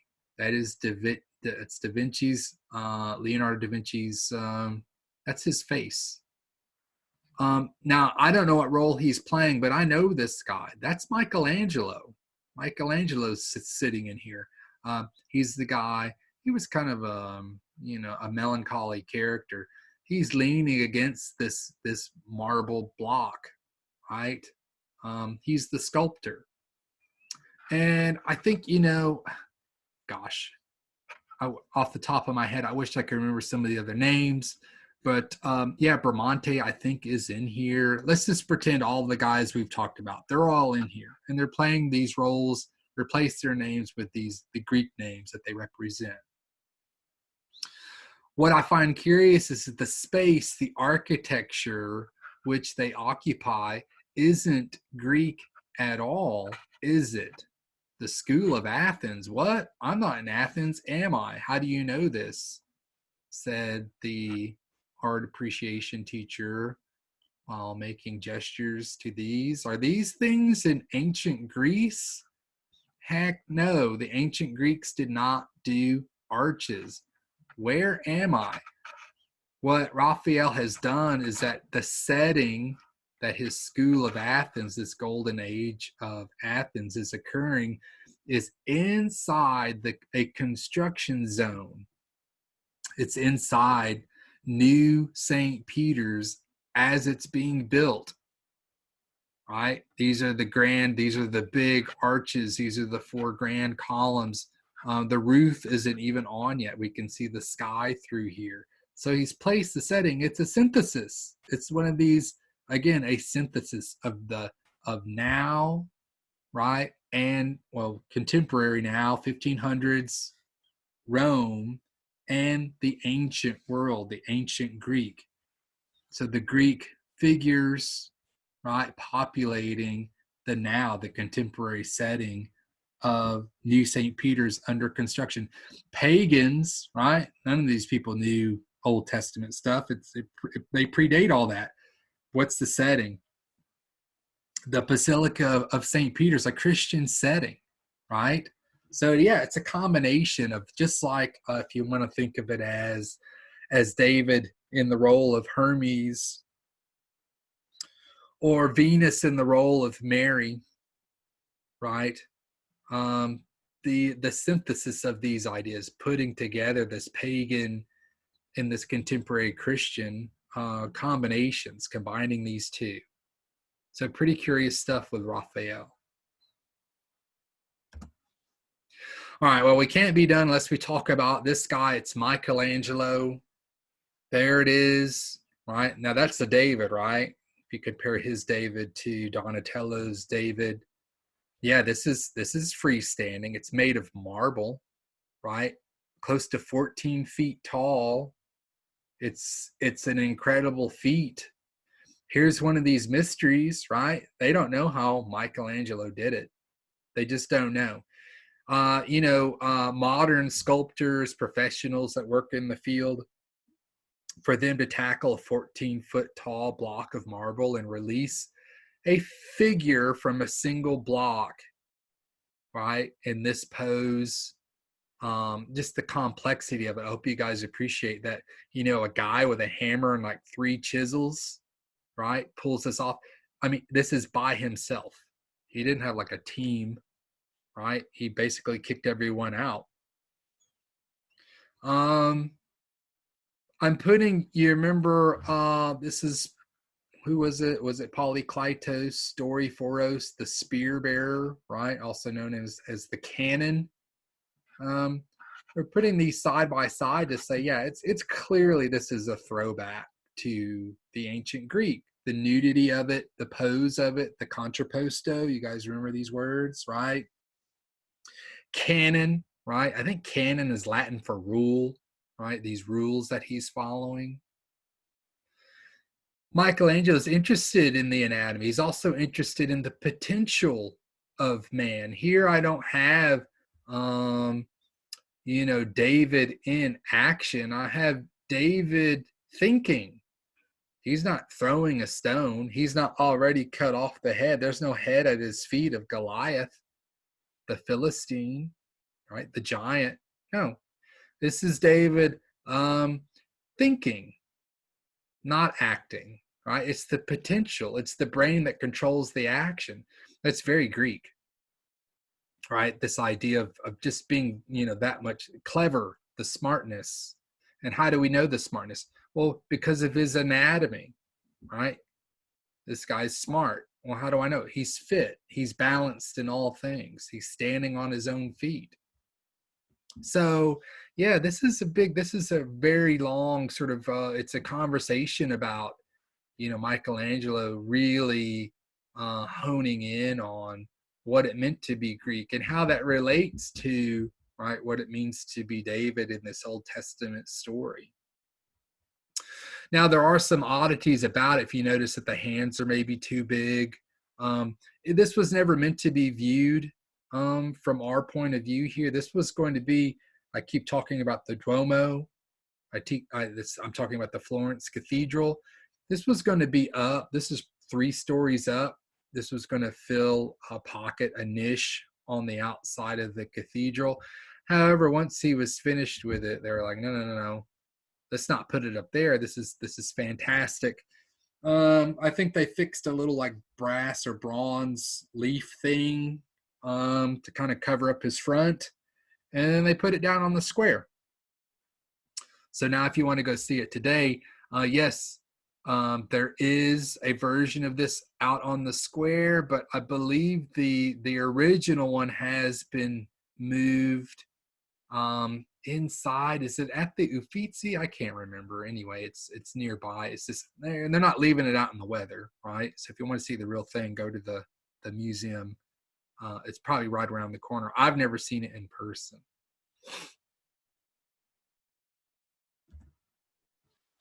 I can't help but think of, can you remember the name of this? I made you say it, or maybe you didn't say it. Well, now it's back to haunt you. It's the Laocoon. When I see the Moses figure from the tomb of Pope Julius II, right? Which, by the way, I mean, this is 8 feet tall and he's seated. Can you imagine one of us standing next to this? I mean, it's huge. It's colossal. Look at the figure here. Are we talking about the heroic nude? I can't help to think about the connection back to the Laocoon. And yeah, there are also some other figures as part of this tomb complex that sort of harken back to the Laocoon group, that Hellenistic, right, Greek Hellenistic scene of assassination. Here I've got Moses seated. He's clutching, right, those 10 commandments. He seems to be glaring like, ugh, right? Are you guys worshiping a cow? Like, surely not. I told you not to do that, right? Anyway, so he's jealously sort of clutching Old Testament Moses, got the 10 Commandments.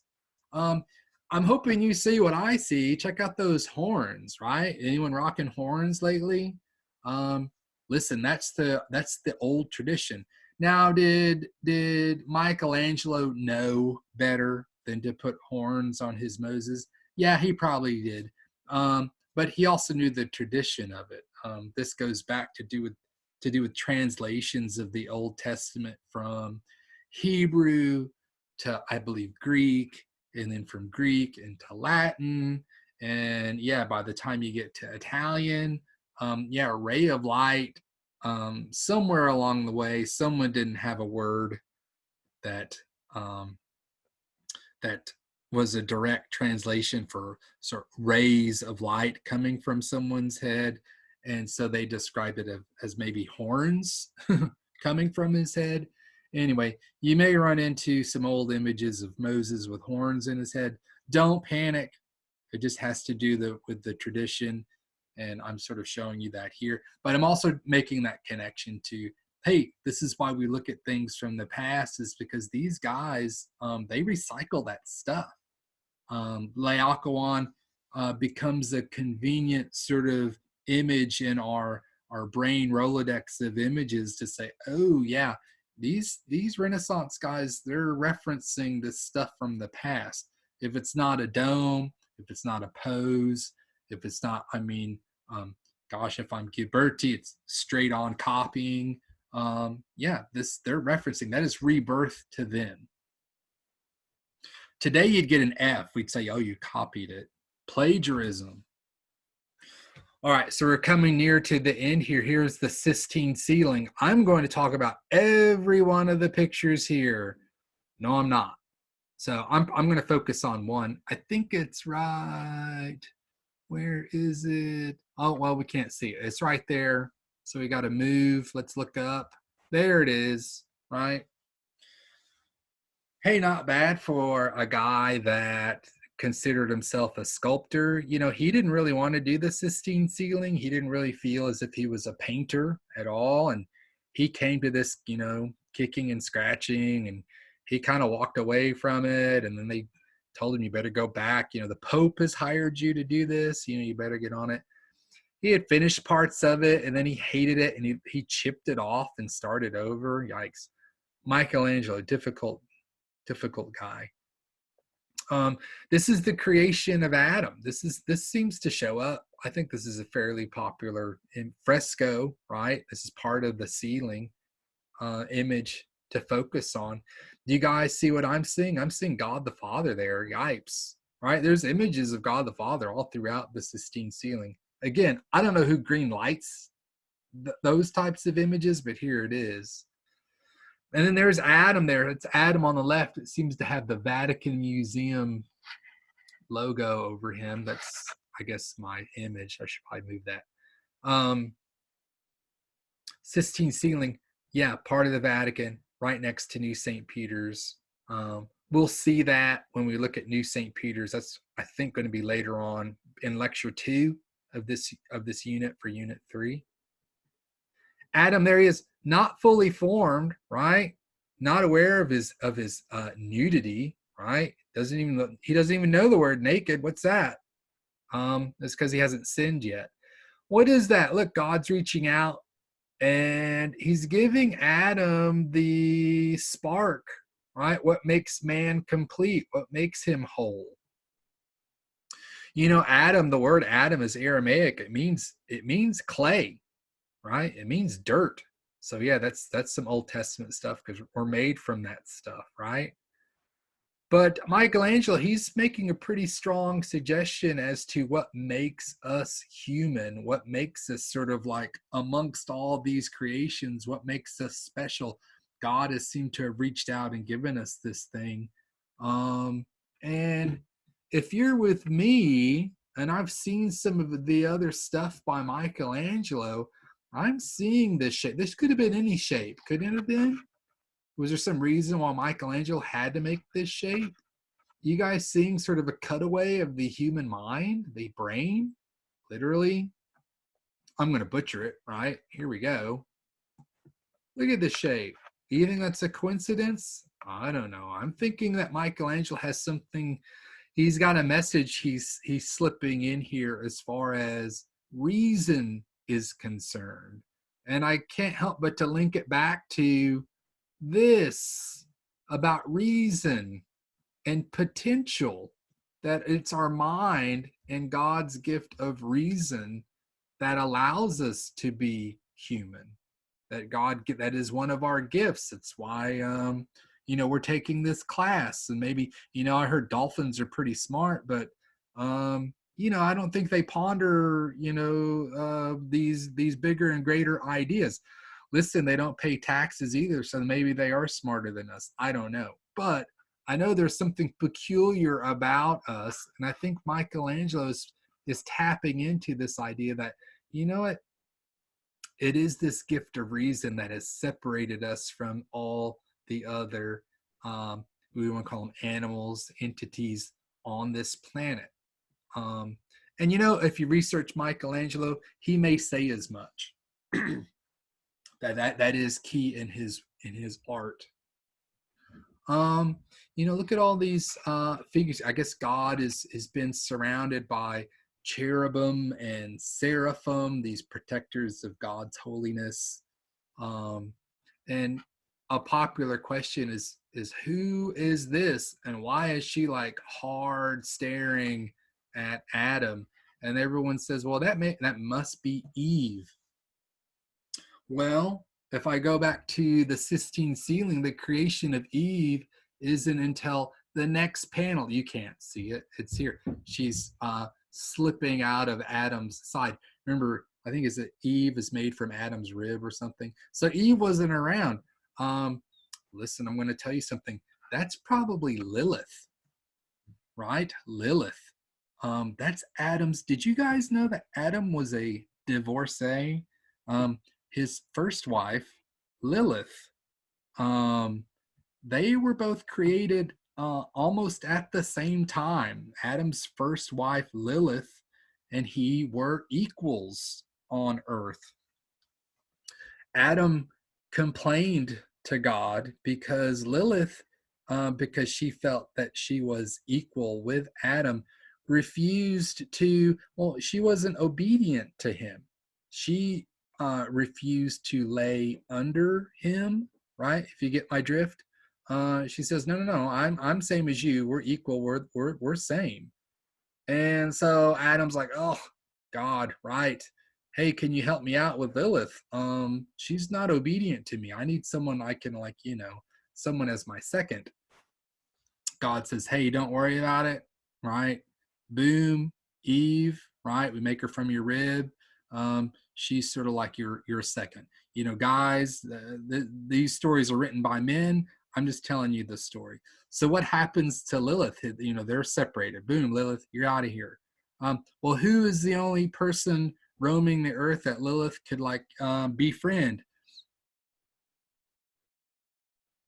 Dramatic pause. She becomes the bride of the devil. What? Lilith becomes, right? She remarries, I guess. Yeah. Her and the devil then set out. Their main goal is to curse the offspring of Adam and Eve, and to search and destroy and to harm all the descendants of Adam, right? And so Lilith for years is blamed for sudden infant death, right? SIDS syndrome, babies' mortality, stillbirth is blamed on Lilith. Gosh, all sorts of, she's a demon of the night. She comes in the night and steals the souls. And so the ancients would, before they were so afraid of Lilith, she wasn't just a story, she was a real thing. Before they would put their kids to bed, they would say little prayers to keep Lilith away, sing little songs, little spells to protect their children, right? And in other words, and we still, in a way, we do that. we call them today, we call them lullabies, right? You ever heard this, a lullaby? You mean Lilith abai. It means Lilith, go away. What? That was for free. Hey, here's a better shot. Look, there's the creation of Adam. There she is. There's Eve right there. Boom, next panel. Just popping right outside. Here's God. Here's God zooming around, separating like earth from sky. He's very busy creating earth and all this. Then he creates Adam, and then there's Eve. And then it goes on to the story of Noah, surrounded by prophets and sibyls of the Old Testament. It's pretty fantastic. I think I'm showing you this to show like these are the actual colors of the Sistine ceiling. These are the colors Raphael would have seen when he saw it, a contemporary to both Da Vinci and Michelangelo. So check out, these are not subtle colors. They're over the top, epic, heroic, action, public, right? Rock star, Italian Renaissance imagery. All right. Well, this is the last image. This is, I promised I'd get to an oil on canvas. Here you go. Oil on canvas. Venetians, right? Venetian Renaissance, oil on canvas. Who's my artist? It's Titian. Titan. You pronounce it Titian. Some of you, I want to catch you before you try to say that. And we know some stuff. You know, sometimes when we look at these nude figures, you know, we look at the nude figure of Michelangelo's David and it means something. You look at the nude figure of Donatello's David, the bronze, first in 1,000 years. It means something. It's connecting these pasts to the new. It's connecting sort of philosophical ideas of reason and intelligence. If I look at Botticelli's Birth of Venus figure, it has that sort of difficult conversation of love and its connection to Mary and spiritual love and earthly love and humanism. You know, the figure, it represents things. And when we see that, we say, well, these are nudes, right? This isn't just flesh for flesh. It's these complex ideas. That is why it's present. When I get to Titian's Venus of Urbino, am I willing to have those types of conversations? I'm going to say no. I'm going to say that this is a nudie picture, right? I want to call it out for what it is. Yes, I noticed the pose is very much like the modest Aphrodite. And yeah, she's clutching some roses, right? So yeah, sure, it's Venus. There you go. That left hand, way to go. But then I'm like, well, wait a second. What's with that look? Right? That's something that's not classical, right? That's not Renaissance. That's an interesting look. Isn't she looking? Well, she's not looking at me. She's looking at you. All right? She's making that eye contact. Ugh, it's making me uncomfortable. And I know something about iconography, right? We've seen dogs used over and over, right? Dog is about fidelity. It's about loyalty. There's a little dog here, right? What's fidelity doing right now? What's loyalty doing right now? Oh, it's taking a break, right? Do you get what I'm saying? This is a borderline naughty picture, right? Now, listen, if you're going to look this stuff up, you know, they're not going to explain it in those terms in any sort of textbook. They want to talk about the Venus and all this, and they want to talk about Venetian society and yeah, girls were dyeing their hair. How crazy that girls dye their hair, right? Girls still dye their hair. That's not what's interesting to me. What's interesting to me is that, you know, sometimes art reaches a certain level where we talk about it in a certain way that that we're not willing to sort of talk about the sort of the uncomfortable reality of it. And that, yes, at this point, yes, sort of nudie pictures they do show up. This one happens to be one of the best ones, one of the most famous ones. How are they getting away with it? Well, they're calling it a Venus, right? If they called it Sally, right, or my girlfriend, we wouldn't be looking at it or talking about it right now. It probably wouldn't have made it this far. But when you give it a title, when you give a Mercury statue, a pagan statue, and you call it David, right? It tends to make it a lot maybe greater in the stories or in the histories of art than it would have had they figured out that it was possibly pagan, and they would have maybe melted it down and it would just been a story, right? So let's just call it for what it is. We know enough about art. We know enough about that look. We know enough about that pose, right? That she's not bathing, right? She's on a bed. So I just want to, I guess I was going to say, pull the sheets off, but I guess I won't say that. But yeah, this is where we're going to stop. We're going to pause here. I'm going to click to this last slide, right? I'm going to make another one of these. We'll see how it goes. We're going to get ready for lecture 2 for unit 3. I am going to be creating an online test for unit 3. I'm going to try. I don't know if it's going to be 50 questions. Ugh, sounds like a horrible idea, but we'll, I'm going to try to keep the same structure. I give you that syllabus, and to me, that's like, that was our contract, and I really don't want to break from that. Yeah, the format has changed, but I don't want to start messing with the numbers. So, even if it's a 25 question, test, it's going to represent that test 3, and the same thing for test 4. I am going to set up at some point a Zoom office time. So if you need to speak to me like face to face, or to have like a regular conversation, as regular as a conversation can be through a computer, I do want to try to set that up. If you're fine, email and that type of thing, awesome. I'm obviously reading emails. Some of you have already emailed me. And I'm going to pause here. I'm hoping this is sort of a synthetic way of getting this lecture across to you. I do actually prefer, having people to kind of talk to and get some sort of reaction. But in my mind's eye, I feel as if I did pretty good. Let me go ahead and pat myself on the back. In my head, you maybe chuckled here and there, but I'm hoping you got something out of that and learned something new. And then I will pause here and catch you guys next time. All right.